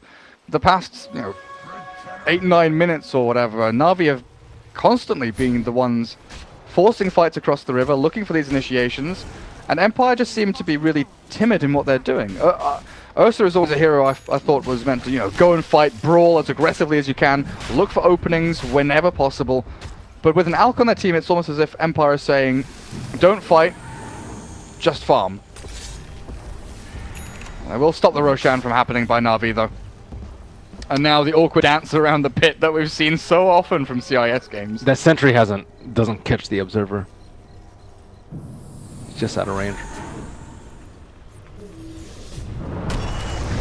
Lane crush. Oh, look at the combo! NaVi, they've found them all. Ghost Stick Stampedes, but they've only killed off the Winter Wyvern. In comes the Alchemist. 1, 2, 3 slaps down RM and Slardar. And what looked like a huge wombo combo that I really thought was going to kill maybe 2 or 3 heroes of Empire there. Turns out to be just 1 support down. NaVi go into the Roche pit and look to finish this off before Empire can really do anything about it. But FN with Chappie. 3 seconds until Chemical Rage, and Roshan is given up on by NaVi. They don't have the Slardar for the amp. That was a really nice observer ward play. I also thought the 3 heroes were going to die, but very patient, waiting for the shrine on the Empire. That's one that you definitely wanted to have up before contesting Roche at all. And where is Slaughter going to TP? Back to mid. Alchemist is not there for the fight, but Ursa is heading on over. BOTs are up on the Alchemist in case they do want to take this, and he's already TPing in. He's coming back. Roshan, half HP. Winter Wyvern.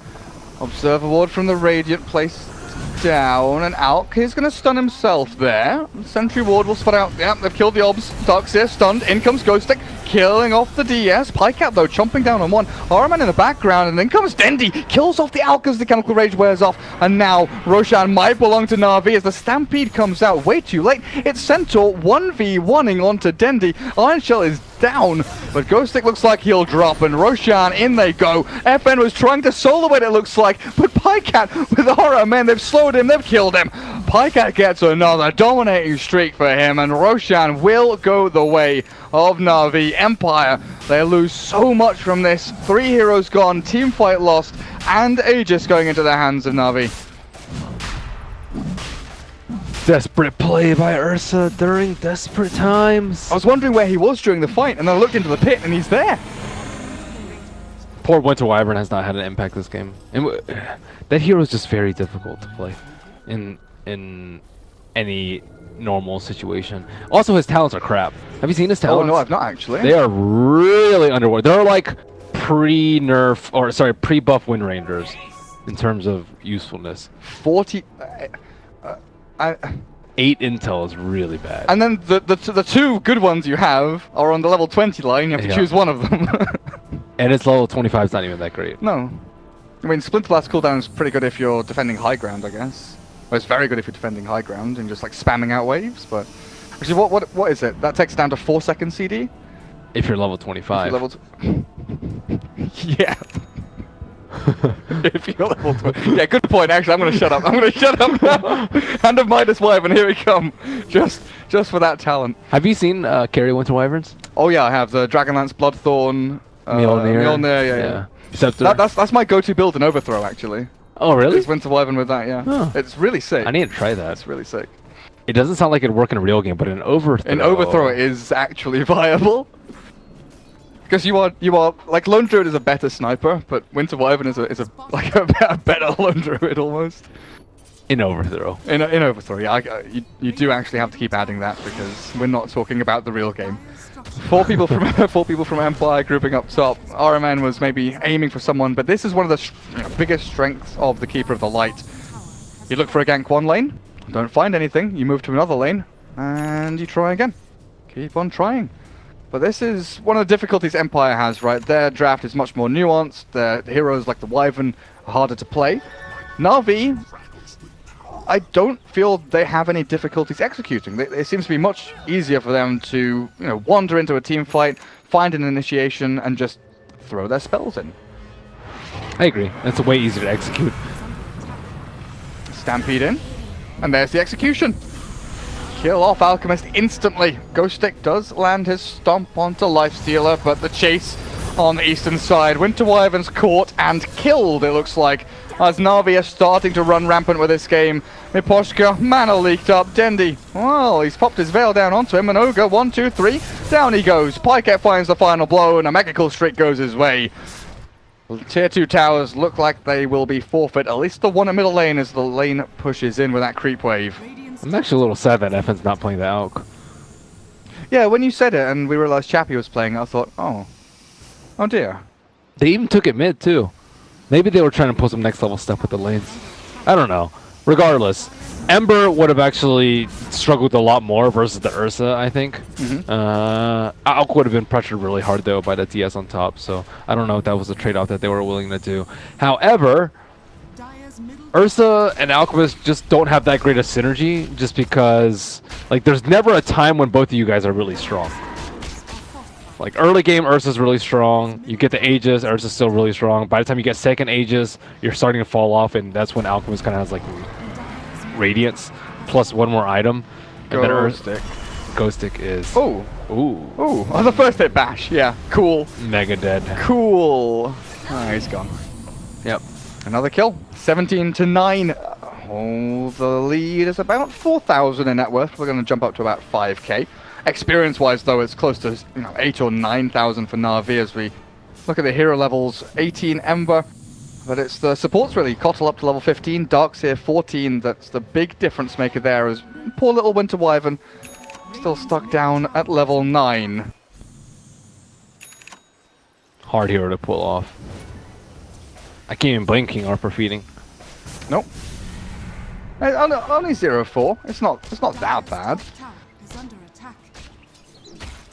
The problem is the way he dies in team fights. He just gets run at by Ember. With no spells cast. Yeah, with no spells. What are they supposed to do when the Ember runs at him? Ursa can think about hitting him, but that's about the only hero that can actually do something versus him. Just Winter's Curse the closest enemy unit, whether it be a creep or a neutral or whatever, just throw it. That just pauses the fight for like 3 or 4 seconds though, unless he gets a really good one. Really good one is like one on the Ember Spirit with the Life Stealer's Rage on cooldown or something like that. That's like a really good one, but he hasn't been able to pull anything out of his hat so far. Maybe he'll transition into Winter Wyvern carry. Not with Arcane Boots. Not with Arcane Boots. Aether Lens so you can spam more Splinter Blast to get more gold to get your level 25. That's definitely how it works. Is there a full item coming for Alk? He's given Ags to Centaur, actually. So that's a game changer. Chappie gives Ghost Stick Aghanim Scepter for that Stampede. Now, are Empire going to smoke and go and look for a fight? Again, angry scribbling from RMN as he says, this area is a no-go zone, let's group up and maybe even smoke themselves. He's holding on to one. They do have the Centaur Axe though. You know, that's kind of crazy that Alk, his best 4,200 gold, for him to survive is an Axe that buffs everyone, not just one person. It buffs everyone. That is very good. That is very good. Does Wyvern have an... Oh yeah, Axe Wyvern is a stupid Arctic Burn nonsense. That's why Carry Wyvern works. Yeah, I forgot about that for a second. There's no one else that really needs Axe on the team, I guess. Ursa's okay, but... Ursa's definitely. He might... I guess if he goes BKB, he can just have it given. There's no slot redundancy there. But Ghost Stick is... Well, it's not slot redundant because when you get jumped on by Slaughter Life Stealer, you can enrage out of it. No, but I mean, if he's given it by Alk, he doesn't have the slot wasted by buying one himself. Yeah, he definitely needs it. Yeah. I think BKB is not particularly great here. I'd much prefer to just have the Ags on the Ursa. But then again, I mean, this way he can have both. But then where's his deeps, yo? Yeah. That's a good question. And he's not even finishing Abyssal Blade. He's buying Diffusal Blade. Purge off amp damage? Purge Flame Guard?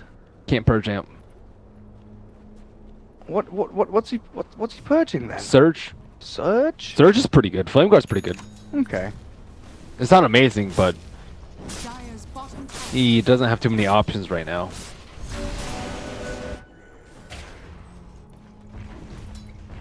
Oh, back to farming they go. Chappie into the jungle, sends illusions down lanes. This keeps that flow coming on in. Empire there look like they are setting up for something top lane, but Ogre, Wyvern, Ursa is one of the more awkward. Yeah, they are retreating as fast as they possibly can. Those three heroes like one of the more awkward trios to try and gank with. You've got like no instant stun. You ignite, you try and blink in with the Ursa and finish them off. But yeah, no solution for it's like for the Ember until you probably get the Abyssal Blade on the Ogre. Or sorry, on the Ursa, yeah, like you talked about. But then there's like blinding light on Kotl. I don't know. So PKB is for... Nah, I guess. Hard counter the blinding light. Roshan potentially up in the next 15 seconds or so. Dendy looks like he wants to push this top lane a little bit further in. Empire have to come back and deal with this. It's not going to be a second axe from Chappie though. It will be the Octarine Core. As well as the plate mail he's picked up as a kind of a casual item for himself and probably built into the Shiver's Guard. This means that FN won't have an axe for himself in the near future at all. Well, you look at the Kotl, 4-staff axe and gem.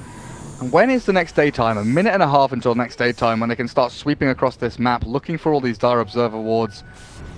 Maybe even making a play around this Roshan, but Empire are the ones storming forward. The smoke is broken.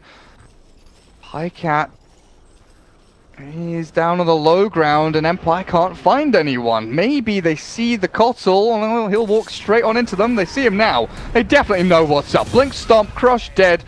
Kotl gone. Where was the blinding light? Maybe RMN gets caught as well? No, he's fine. Where was the blinding light? I don't know.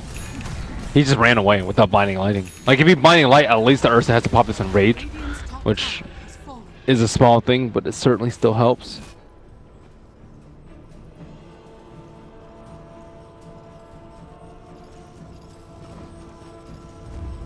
Keeper of the light.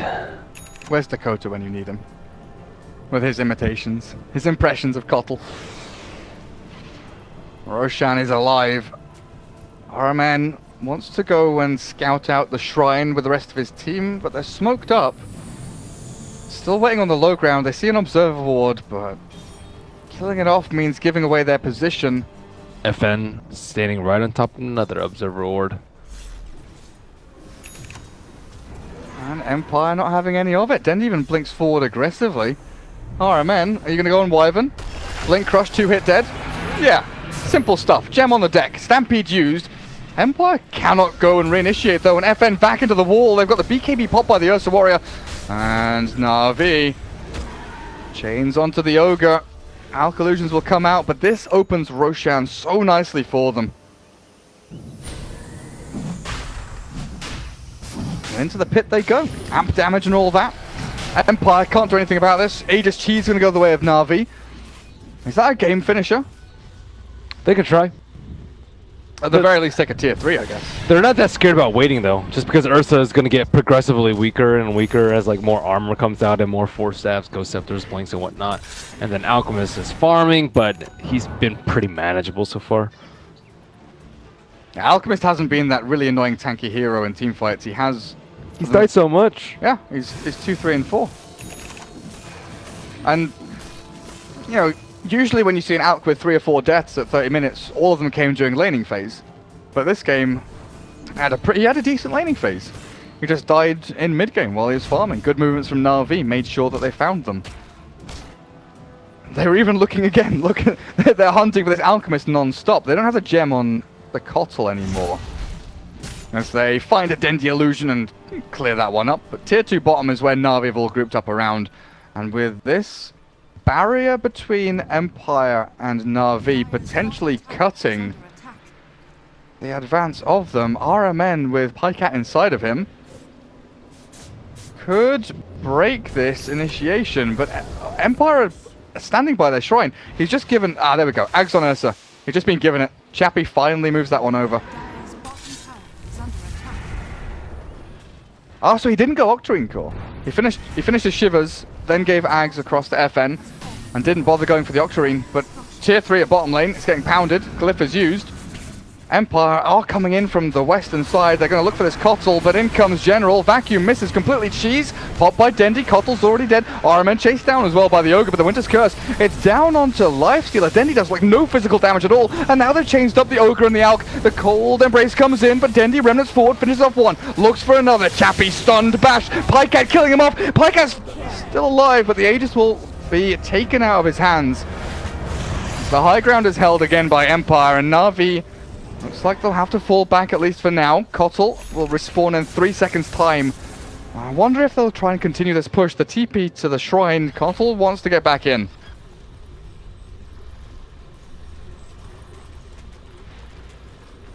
Got the Alchemist yet again.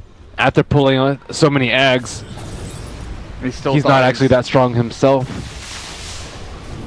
And now with no Glyph, no Alch, no Winter's Curse, NaVi have a tier 3 and they might even have Barracks. Empire on their last legs at this point. 21 to 11, your highest net worth hero dead. Ghostic goes in for the stomp, but no follow through. FN might have to save his Ogre here. The vacuum back into Crush, the combo! They've got them! 3 of them dead, godlike streak for Dendi. And Ghostic even with the Axe upgraded Stampede to get them away. FN with the Enrage will retreat back into the fountain. The chains catches too though, and I think Dendi wants to go in for more. Araman with another Crush. And Ghostic, he thought he was safe, but he's really not. The Winter's Curse finally catches Dendi, but there's no one nearby to punch him, apart from the Darkseer, and another falls. The dieback from Winter Wyvern, 4 dead from Empire, and Alchemist, when he finally respawns, there's no one left to support him. Araman's playing this guerrilla tactic, warfare style, jumping in, jumping out, looking for crushes, but FN with the first hit, bash, the concoction lands as well. Araman's gonna sprint himself away from this, and he might just be able to. The radius is burning down, but Pycat comes in, bashes up FN, the Desolator doing work, and Dendi slowed somehow there, but still gets the chains, the vac. Chappie forced back to his shrine, and Dendi finally gives up on the kill. Another Rex falls mid lane, 1.5 lanes gone. NaVi might stop now because Empire are finally respawning and can hold the line, but NaVi were the ones that drew the line, and then now can look for a shrine up at top. You can see why you don't want first phase Ursa. Like, he gets kited endlessly. That was a really great blinding light by Vir2. He did it immediately as they jumped the Ember Spirit, and then Ursa had a BKB out of it too, because he used Enrage to try and burst the Ursa down. And then after that, it just becomes so easy to constantly deal with him over and over again. Ursa just can't stick on a target. Like, no, he jumps in and then he stands AFK. Blinding light, Force Staff, searing chains, anything. Force Staffs and BKBs. The thing is, he got pulled in Ags too, and he still can't stick on a target. But a lot of that is because of his teammates too. We haven't seen any really good Winter's Curse coming out from Winter Wyvern too. Nope. Winter Wyvern hasn't been able to even slow people from the Arctic Burn to prevent them from running away from this Ursa. And this fight's just really rough. Yeah, no Abyssal. No Abyssal and Ursa, I think, is one of the big things. Pycat. He has enough armor now, I think, on the Ember Spirit to even survive it. Maybe so. Pycat has an Abyssal. General spots FN. The Blink Stomp is there with the Concoction as well. The Darkseer's gone. Pycat wants in. Even after losing their big team fight hero, RMN with the Remnants forward. Hello, Dendi says goodnight. 2 heroes gone. RMN will finally fall, but look at Pycat being ripped to shreds in here by Chappie, as well as this Ghostic Centaur, and they do bring him down. Dendi's left alone. Doesn't have a leg to stand on as Chappie sprinting forward. Does Dendi have another Remnant? He does in a second, so he can throw this up onto the high ground somewhere, but he just blinks away. Somehow able to escape. Good chains again. Remnant across. Concoction will still land. Blinding light is there from Biver, but in comes FN. Dendi's got no more escape mechanisms. Tries the slight chains to get away, but Dendi's gone now.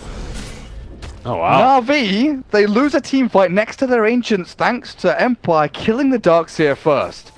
Dendi had some big plays too.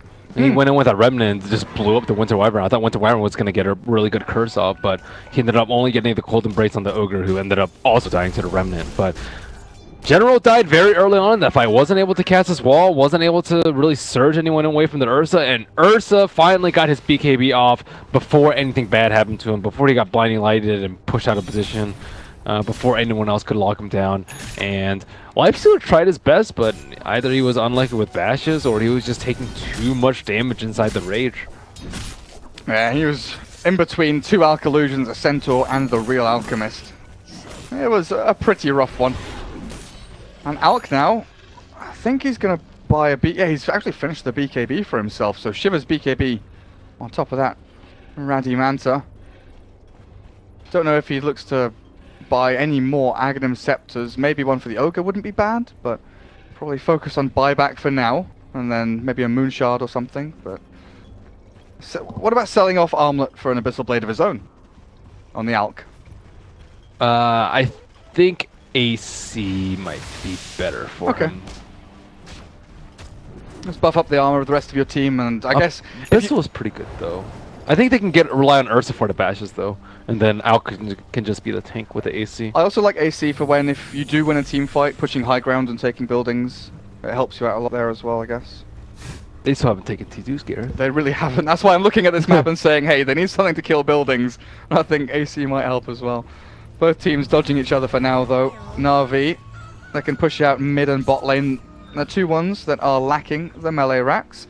Daytime fight could be a lot different for them, as Kato does have flying vision over all of these heroes. There is no shrine on the top side. Empire might get caught out here. They've got Stampede. RMN smoking forward, Blink Crush, no Stampede just yet, and Ghost Stick is gonna die before he can even cast it. The Winter's Curse is back over onto Pycat, and in comes the Alchemist, the buyback from Ghost Stick. He's got his Stampede ready, but he needs to get into this team fight. Dendi remnants into the back, looking for King R, and there it is. Ghost Stick pops his ultimate. General with a vacuum wall in the back end does a little bit, but not enough. FN is now looking for kills. He's found the General DS, infest into a creep by Pycat. Chappie can't stick on a target, but FN is finally going to drop. Surely he dies, and he will. RMN also dropping on top of that ramp, and Dendi, can he escape from this? A remnant to safety could be enough to save him. Blink off, call down, but no. Arctic Burn takes that one back, and General buys back. They want to continue this fight. Pycat sprinting forward. I think King R is dead here. A few hits from Pycat once the cold embrace is done. Will be at the end of the Winter Wyvern. Ghost Stick, Mana League, Blink Dagger. They're not going to be able to get you far enough away from Dendi and Biver, and General even comes in. The buybacks galore, actually, as Ogre wants to return to this one. But that's 3 heroes now on Empire without buyback available. Alchemist. He really wants to stun Dendi. He pops his Manta Style, but the Abyssal Blade comes through. Pycat, a couple more chumps, one more, and he's got it. Buyback from the Alchemist is needed just to save their base. Empire, what just happened? Throwing bodies left and right, dude. Ember Spirit is... He fights way better when the BKBs are down. Ursa only has so many cooldowns, whereas Ember, you know, he's just kiting them non-stop and doing his thing. He's just level 25 now at the moment with Octarine, even has a Chakra for extra cooldown reduction, and is just kiting them all day. And they blew up the Centaur before Ag's ulti. That was the most important thing that fight. And where was the Winter Wyvern? Normally Winter Wyvern would be there for the Cold Embrace, but he just doesn't have any items. He doesn't even have Aether Lens for extra cast range. He just could not save the Centaur. Yeah, no force and no blink or anything. Cold Embrace. It looks like Dendi's just cleaning up. Alchemist is the last man standing. They can always just jump the backline with the Ember. That is, I think, the biggest problem in this game, that Ember was just able to bypass the Ursa, just ignore him, and just gun for the weak Winter Wyvern every single fight. Just beeline for the Wyvern. Alchemist with this death. That has to be game. You leave Ursa alone, cold, tired, hungry, and dead. GG. And the Cubs stand no chance when their parents are gone.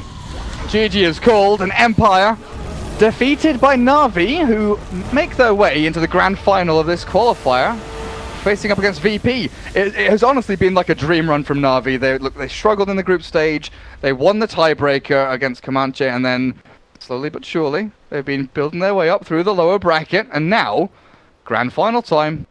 Do you think they've got a chance?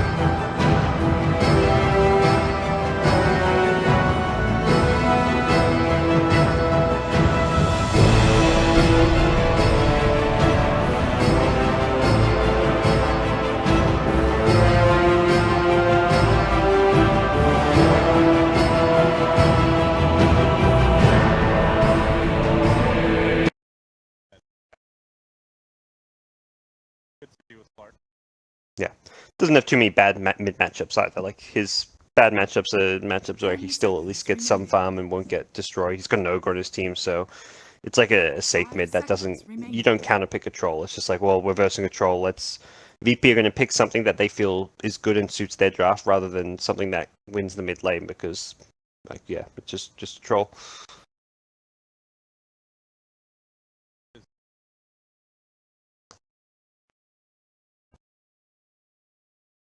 Also, give me 1 second. Thanks. Sure. I think mine should be good too as well.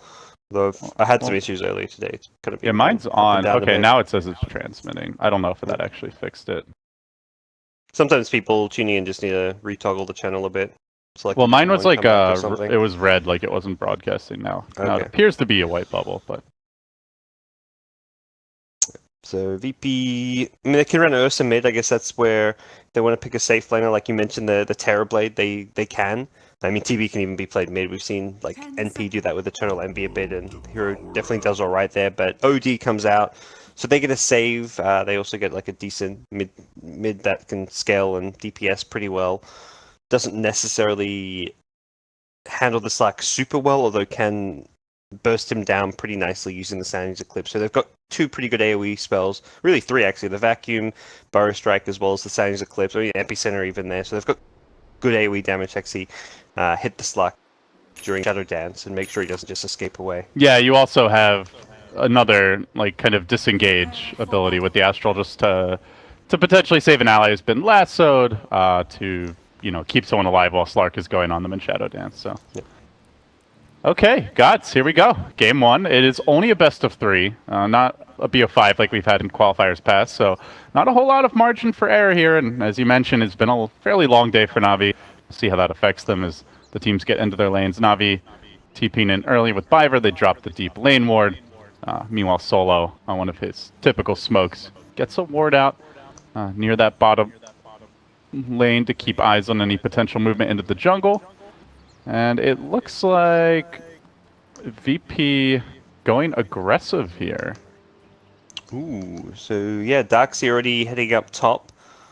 Interesting. So yeah, Ramsey's down bottom. What are they? I guess, yeah, Slack not really known for having a strong lane phase in a hero that can get pressured a lot in the early game lane stage. I'd say Oracle used to be fine in these kind of aggressive situations, but a lot of his spells have kind of received small little nerfs over various patches. This hero used to be like one of the best 5-position supports, but after a couple of nerfs, this hero just isn't quite what it used to be, and it does look like NaVi may have to either adjust their lineups or kind of do something else. Pycat immediately running towards top once his bounty run gets contested is likely going to just ditch this bottom lane. All right, yeah. So screw that. You can have the fun down there. It doesn't do a whole lot better top though. It's still a Darkseer versus Slark. He's got the Oracle to help purge those Iron Shells a little bit, but you can only really purge so much of them, and Darkseer should farm pretty nicely against the Slark up here. Yeah, obviously, like you see the Ursa and you go for a Slark, you can't expect to have easy lanes. There's always going to be a potential weakness to exploit there. It's just not really why you pick Slark. He's not a particularly strong laner. But they do have the Ogre to secure mid, so Denny can get off to a good start. Then maybe Armen roams that way and tries to give the Slark a little space. For now, though, they're in the dual lane to make the Darkseer sad, and VP looks like we'll be rotating their Sand King as well. Lil gonna join the skirmish here in the mid lane.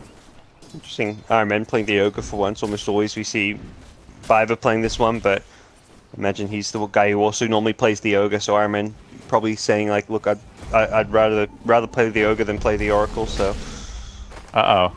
Tough start here for General, who took Sticky Napalm, has the boots, but Ramses also has his own, gets off a follow-up clap, and this likely the first blood. Indeed it will be. Ramses drawing it. General going for the level 1 Napalm, and he gets punished. Yeah. It's a rough start indeed. Although, I mean, you can probably attribute that to the lane swap, not being quite aware that the Ursa would already have the boots and just ambushing him with it. Yeah, I've managed to do pretty well against the Darkseer up top. He didn't go for any clarity, so unfortunately for Pasha, he couldn't really stay in this lane. Like his first couple Iron Shells getting purged. Often with the changes to Darkseer, his Iron Shell costs a lot more mana than he used to. This is actually a kind of a tough lane for him as a result. You overall laning setup, Gods. It looks like farm-wise, VP getting the edge here. They've also gotten a first blood. Do they just straight up win the lanes? Is there an adjustment NaVi can make to? I think RMN's Ogre is probably the hero that can roam around and be annoying. He doesn't really offer a threat at bottom lane with the Batrider to get kills, but likely we see him just stick around this mid lane and try and give Troll a bit of an edge. Unfortunately for Dendy, even with the Ogre's presence so far, he hasn't really done all too well in CS, just the 2 last hits and 3 denies. So if NaVi can win top lane and perhaps have Ogre help them secure this mid lane a bit more, at least 2 of the 3 lanes will be going well for them, and they'll be okay with Batrider just getting experience, which so far he hasn't been able to really do at bottom, but with a level 2 and Firefly, he should be able to at least get XP down bottom. All right, so Dendy definitely still getting that help from the Ogres. No one continues to receive a lot of pressure, but still CSing fine. 6-1 already. They're making the dive on bottom. They have found General again. 3 heroes converging on the Batrider. They're going to chase him through the tree line, but with the point in Firefly, he's not as easy of a kill. The Caustic slowing him down just a little bit. Juki back towards the tower. RMN tries to join the fray. Not going to matter. Suddenly, the Ursa converges on him. This could easily be 2, maybe 3 Na'Vi heroes going down, as the Ursa is just going to be king of the castle at this point. Finds another. Lil getting the last hit, and VP just walks away. The trickle in effect simply does not work against Ursa. Yeah, that was a bit of a disaster. 1 by 1, just feeding the Ursa. It looked like Bat was trying to Firefly onto that little poking out cliff point at the bottom of the map where you can plant wards, but couldn't. I don't know. Pathing, I guess, stopped him from doing so, and didn't really have a good escape even with Firefly up. So that was the Ogre rotating off the mid lane, which means Dendy's not getting that help. They're already losing bottom lane. They lose it even harder now with the extra kill being given up, and just the 1 lane up top going well for Na'Vi right now. I mean, in good news, it's going super well. He is 20 and 11 already as a Slark. Man, that's actually crazy. That Slark he's only now in the straight 1v1, but even before earlier, there's just like 1 Fortune's End from the Oracle onto those Iron Shells really just gave him all he needed in this lane, and he's going to start really pressuring Pasha. He's got an Orb of Venom. He's actually going to be playing super aggressive, looking for kills. And you can see Pasha still trying to actually just buy the Soul Ring. He can't even get to the shop. Although Pycat will see him going and comes right back. He has the lane ward, so he can tell anytime Pasha makes this move as bottom lane. General getting pursued out again, hounded by Ramses. What is the range on those claws? My god. Didn't look like he was in melee range. Probably would have caught him anyway with the phase boots. But another kill, make it 2 more, and yeah, Ursa is out of control. This is a problem. Yeah, this is a this is looking like classic like Ursa pub game. Yeah, yeah, 5-0 at 4 minutes in, and he's only got 3 of those kills for himself. But top lane Slark getting very aggressive is now going to find Lil up there. Oh no, the Caustic canceled his salve. Pycat is a sad panda, looking for the turnaround though. Perhaps with Biver coming in will force Lil back in a way. So they go back to their tri lane. They stop trying to help General. They're just going to leave him against Ramses. And Ramses is going to rotate, at least for now. Looks for that haste rune, perhaps? No, just the courier. We'll grab some clarities here. Head back to the lane, but yeah, he doesn't really need help. I mean, at this point, even if he can't kill Bat, he can certainly zone him pretty effectively. Oh yeah, and he's going to get the fast level 6 now, so even ganking him gets more difficult with the damage block and the turnaround potential with the enrage. So this bottom lane Ursa becomes a nastier and nastier problem. Solo's just heading back, but I think this is where if you're a support like Solo, you're just like, yeah, let's play around my Ursa. He's pretty strong and scary right now. If I'm near him, I'm probably safe. I can get some wards down, set up some kills, and that's where you're gonna get the most done. So he's back down bottom with the Ursa. It's not like if you're Na'Vi, you're like, oh yeah, let me just go scout around the jungle by myself when Ursa's missing. Yeah, probably not the case. Mostly just look at this top lane as like a lane where heroes like Sand King and Darks are going to go to leech experience, so you don't really necessarily want to try and fight up top. You just want to send like a Sand King to leech XP and get some farm where possible. The one lane I'm a little curious about, guys, does Troll normally like struggle this much against an OD, considering he's gotten a lot of help from his Ogre, at least the last few times I've checked the lane, the Ogre's been there. Should he not be CSing better? I think the denies are really good for Dendi. That's something where normally OD can secure CS pretty well using the Astral, and he is leveling up the Astral as his primary ability, so given that no one's leveling Astral, I'd say this is like pretty normal in terms of CS. Okay. Perhaps Troll a little bit under where he'd want to be in terms of his CS, but the denies is definitely a positive sign.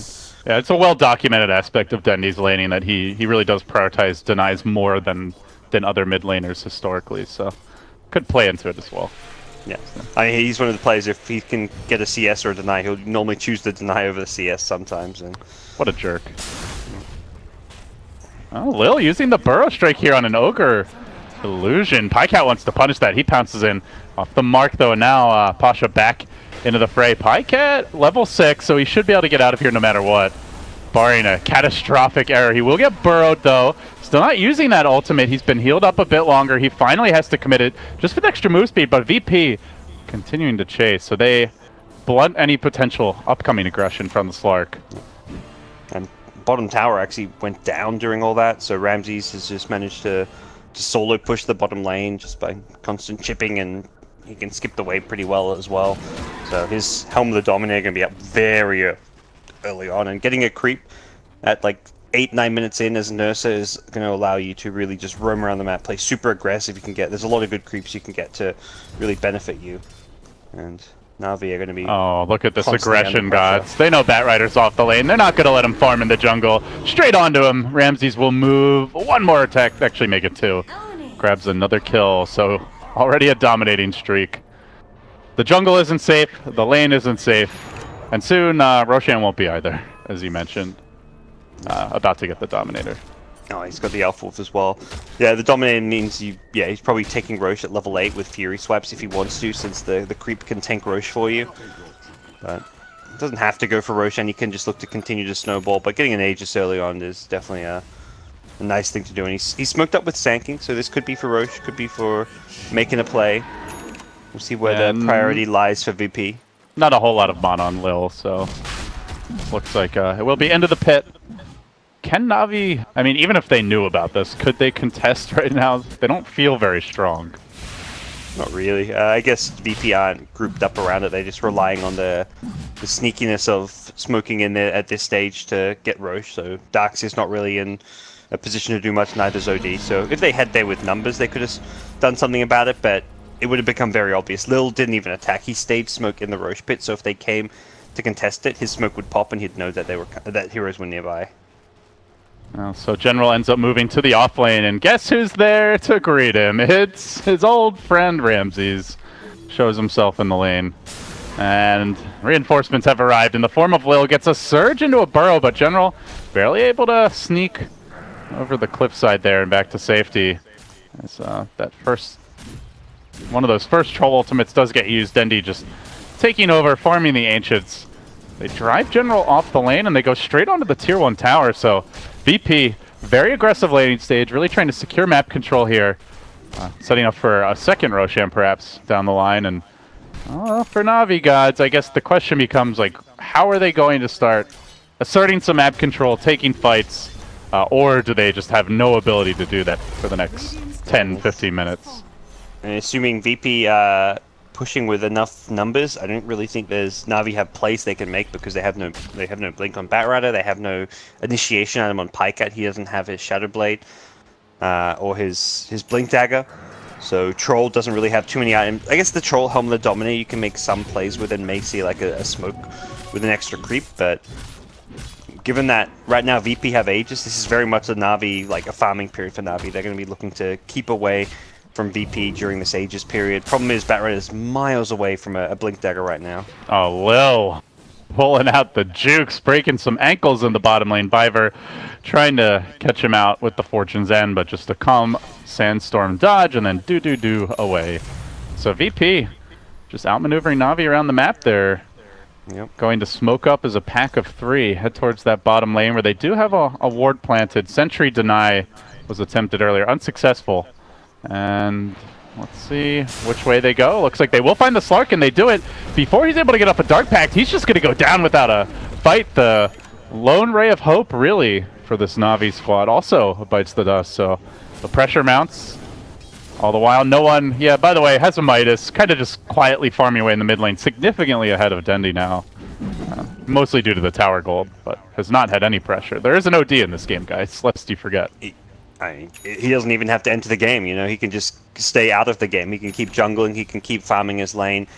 His team's probably just giving him word like, look, they can make all these aggressive smoke moves without the involvement of the OD right now. He can continue to farm the lane and the jungle, which he's been doing so far.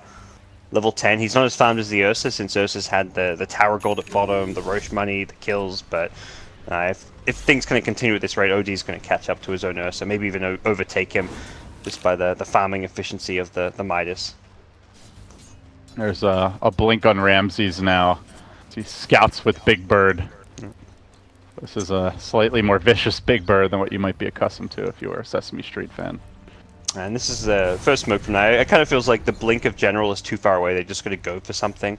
Saw a Batrider earlier today in the Chinese qualifier from in July, and like, he had a rough start, but he just said, look, screw my blink, I can make plays with just lasso, and that was kind of their way back into the game, and I think they need something similar from General. Oh no, they find Lil, he burrows, TP's out, and just no way to stop it. This is, brutal, as NaVi can't find a single kill so far, and their woes continue, and likely after that failed smoke, they just have to fall back to their jungle, farm a few camps. You know, as a commentator, guys, you're always looking for, like, entertainment, for a back and forth series. I'm looking for like a pulse here. It just doesn't. NaVi just doesn't seem to have one. They're just rolling over. It's almost a 10,000 gold lead for VP. 5,000 experience. Tower after tower falling. 7-0 to the score. Like, they lost basically every lane. Well, hell, I would say every lane, considering Pycat has since died. So you can't even really say he won in the end. Well, when's it gonna happen? It just doesn't seem like it. Solo moves in. He struts up onto the ogre. And they will quickly bring him down, even managing to steal the level 3 Bloodlust. So guess what? It's so Ursa needed more attack speed, more move speed. He's got it now. That may actually be the best spell you could steal on the entire NaVi side right now. Perhaps the Battle Trance is better. I take the Bloodlust over the Battle Trance just because it's 100% uptime. Oh, and the move speed is ridiculous. Yeah, so. It's better. It's better than the Battle Trance, really. So I don't really feel like there's a better spell to have for the constant fighting. Like, yeah, there's some, like, a False Promise could be good, but you're not really ever in danger of dying. You're so far ahead. You're so strong. This just enables your cores to do more and more damage, to get more and more out of control. So we'll see how this works.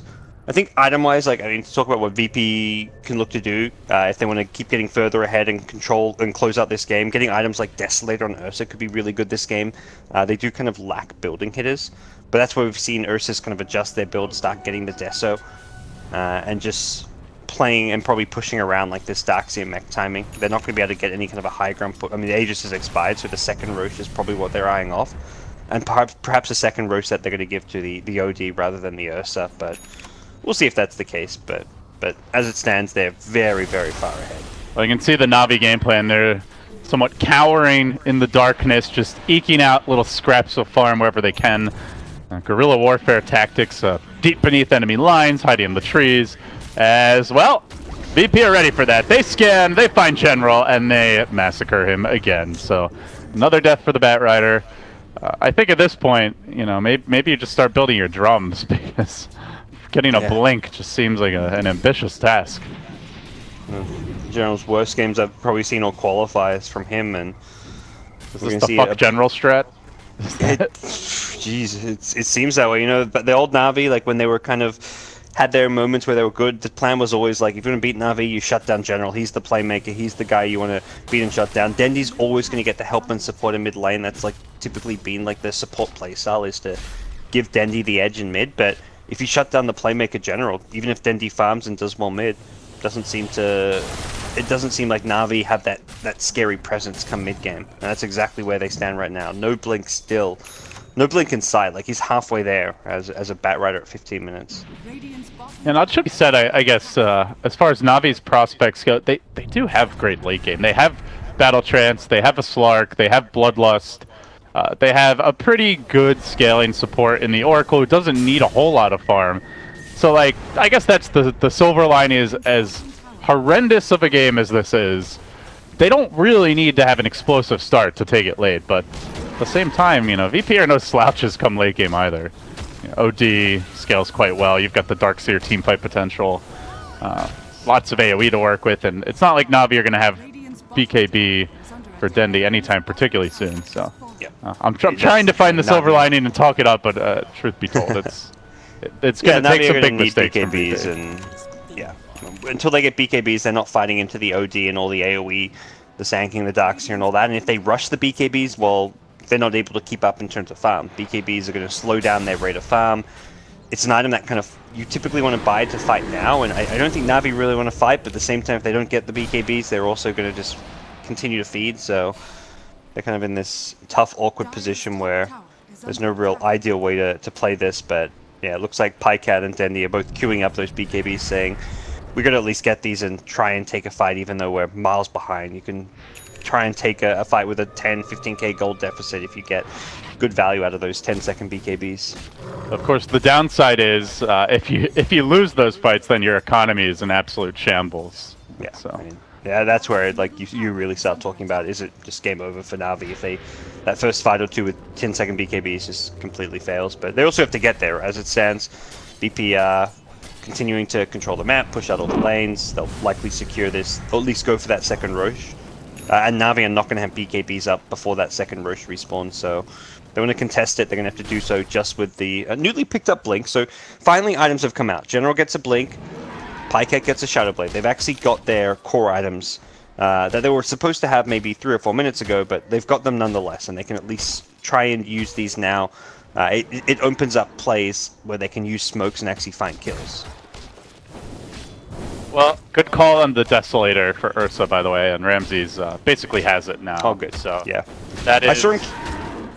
Oh, sorry, go ahead. I saw him queue up a Basher earlier and was like, oh, he's going to go for the Basher, but yeah, I think the Deso is way better this game. Oh, Rubik. Hello, Solo in the mid lane. It looks like the general debut of the Blink. Used the lasso. Yeah, it's a support, but support kills are pretty big at this point when VP's had so much map control all game long. He's fairly high level. Level 9. And a much needed kill for them, so NaVi will be very happy with that. I mean, you'd love a core, but these cores are extremely difficult to kill. And you just, general, I think team morale goes up when you don't have 0 kills at 18 minutes into the game, so it shows that with these items they can actually achieve something, and if they can turn that one support kill into another couple of support kills or a core kill maybe next time, suddenly this game, they're in a position where this game gets a whole lot more winnable and they kind of start to claw their way back in. So it looks like NaVi might be trying to force this tower, which could draw VP to side between Roshan or the tower.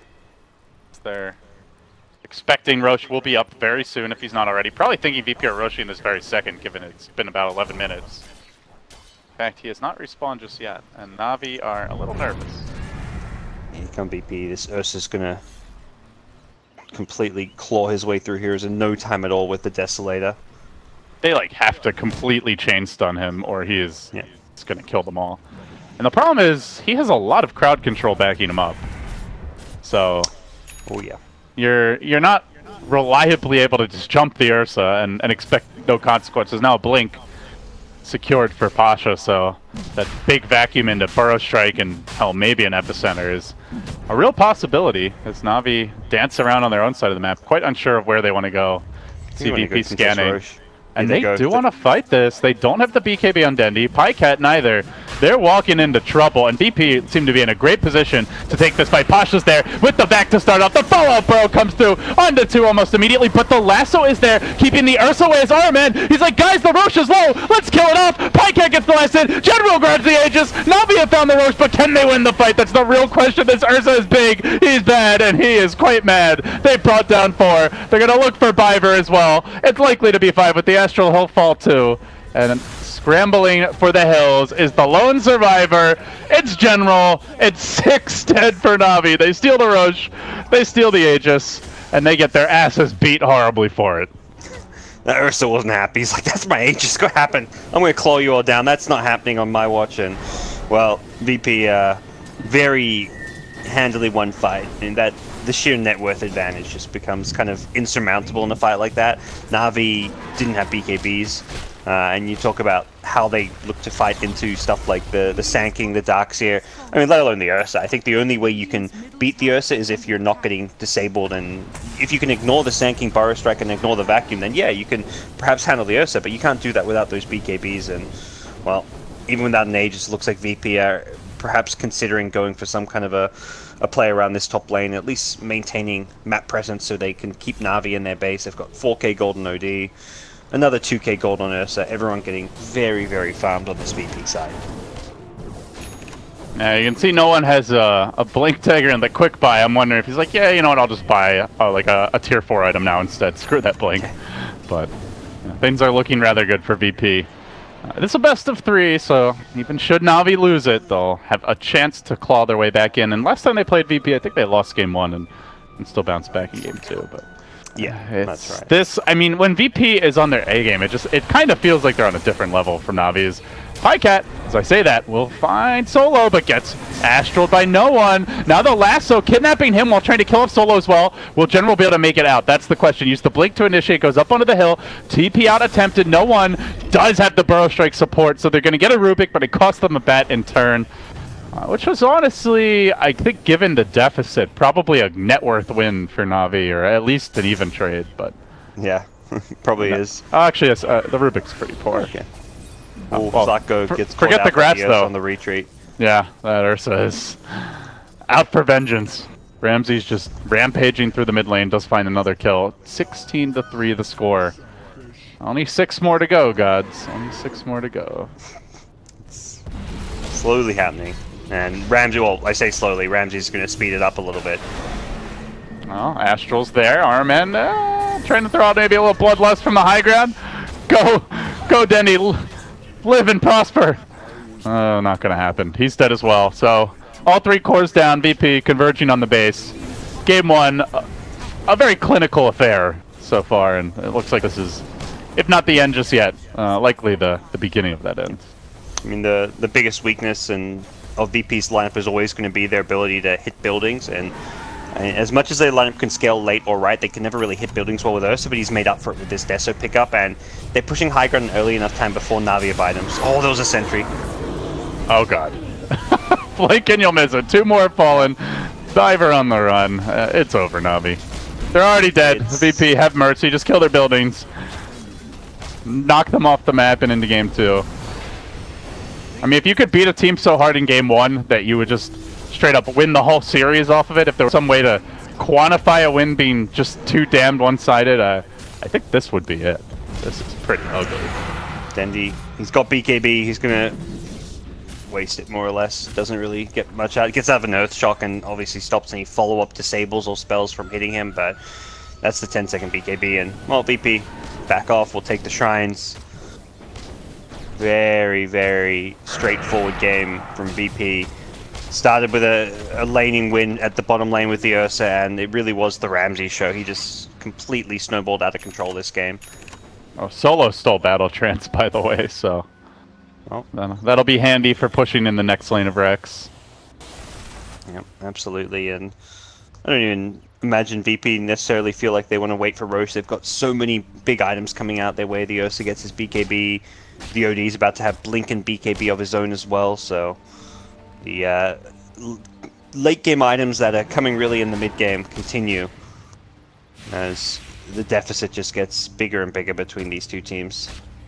Well, gods, we've got a little downtime here. I guess we can dig into the autopsy and start talking about why Na'Vi is a corpse right now. Oh, here's the Hail Mary, LD. They've the four men smoke gang. Do smokers 5? Did everyone get bloodlusted yet? If so, I guess it doesn't really matter. No, no bloodlust. All right, this is a huge mistake. He'll TP in onto the shrine, perhaps. What shrine? No. Yeah, VP have already decided to slay it. All right. Someone kill it. All right, there we go. Yeah. But yeah, speaking about the autopsy here, like, where did it really go wrong for Na'Vi? Do you think it was the laning setup? We'll see this last fight momentarily. Blake, vacuum, BKB from Denny. He immediately scrambles away. Pycat also gets off the Shadow Dance and will likewise retreat, but the buildings, they can't run, and VP are coming for those as well. Yeah, I think draft-wise, it was always going to be a tough game. They picked the Slark very early. Like, they third picked it because we're seeing it get banned out from some of the teams against NaVi. It has been one of PyCat's preferred heroes, but the hero has some weaknesses that VP exploited. Like, they pressured it in. Well, they forced a kind of rough laning stage by forcing NaVi to rotate these lanes a lot. Ramsey's getting to work with the BKBs. They pound on NaVi, almost finish off Dendy with the big hammer drop. Not quite, but Ramsey's... he's like, I expected I could kill him in one less auto attack. Turning around prematurely a few times now. But that's 2 lanes of Rax, and any moment now, NaVi will accept their fate. They'll tap out while they still have any dignity left. There you go. Yeah, I think it was always going to be 3-22. I think they wanted Perfect. the meme gods. They were like, you know what? We're playing against solo. We got completely spanked. It looks so bad. It's almost like we threw the game. Let's just make it 3-2-2 and then we'll tap out. They did it for the fans. They're truly the people's team, this NaVi. So win or lose, you've got to love them, I guess. But Are you saying the people lose in the end? Is that the moral of this tale? I mean.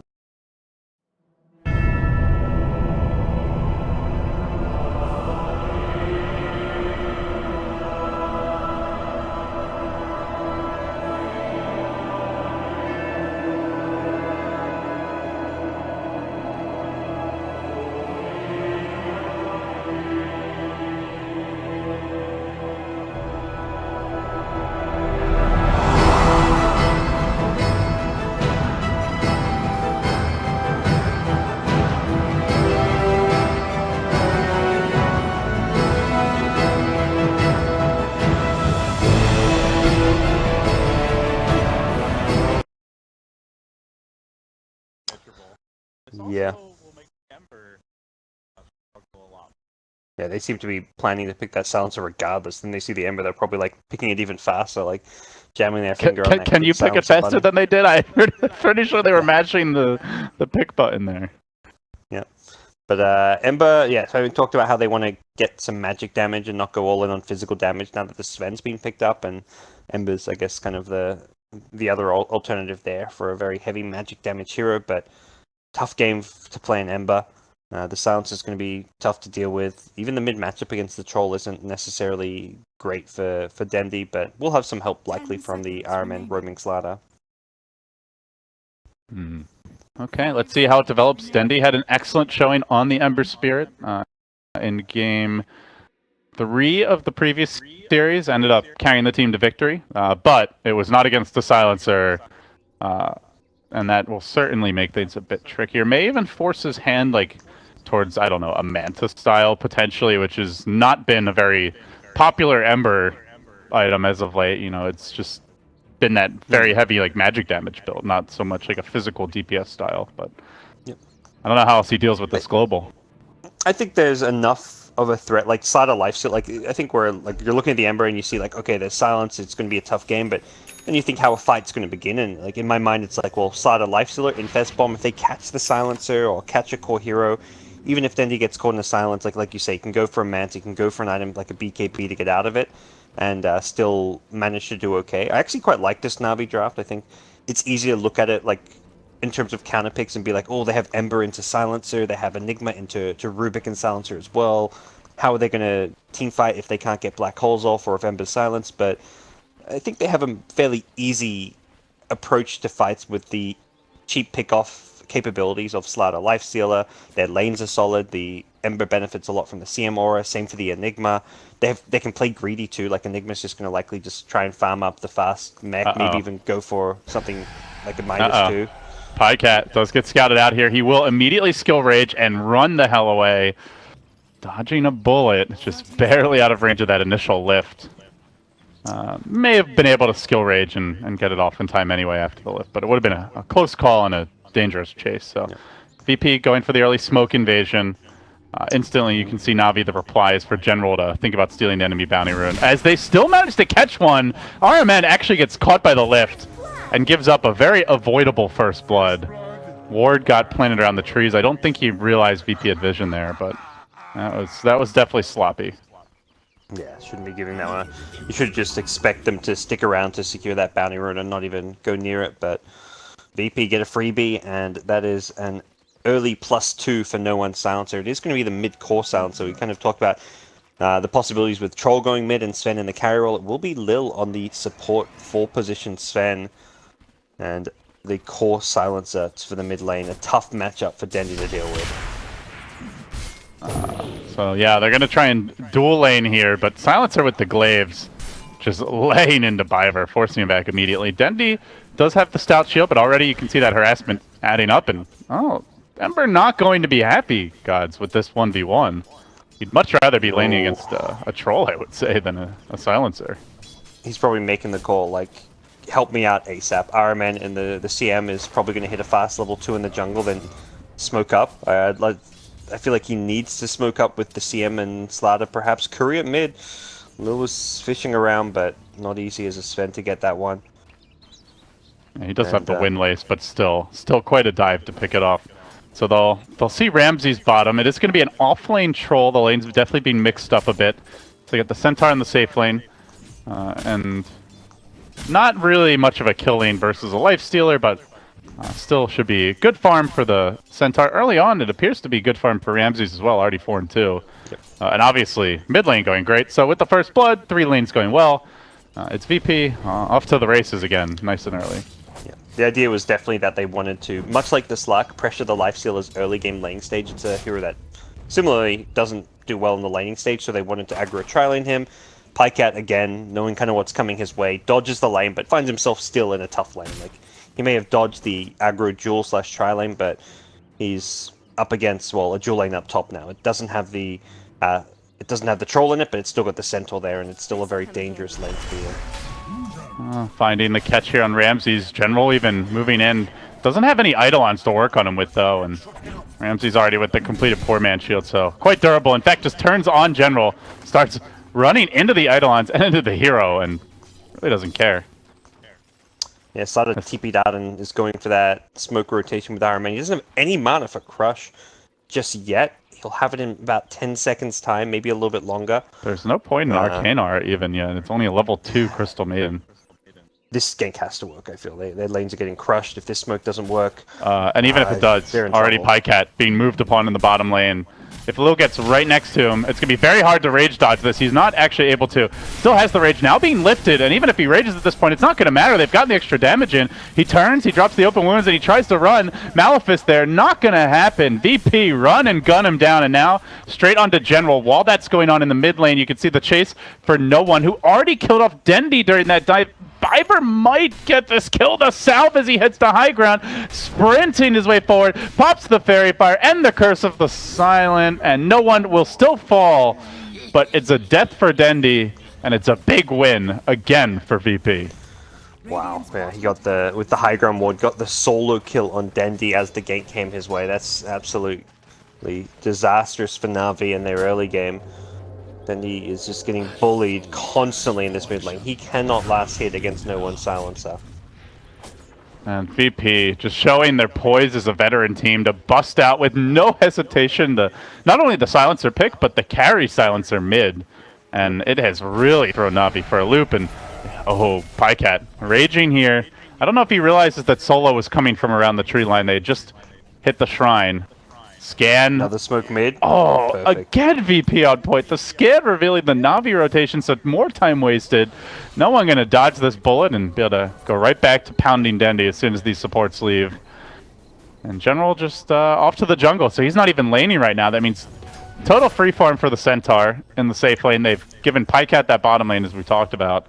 And in the end, Biver's going to have the task of dealing with the Centaur, who, by the way, already 30-12 in CS.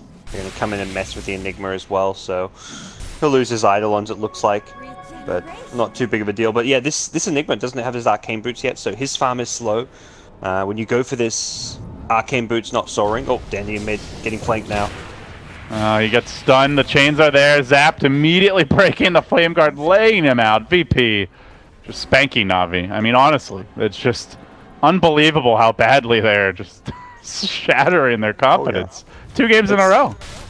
It's so different to their last best of 3, because the last best of 3, VP was very like all 3 games were fairly close. I mean, the game NaVi won and one of the games NaVi lost, both very close. And VP were not looking to dominate the early game laning stage. It feels like VP made a clear adjustment since yesterday. Like, all right, let's actually focus more on the early game and beat NaVi there, because laning stage wise has been a complete and utter stomp both games by VP.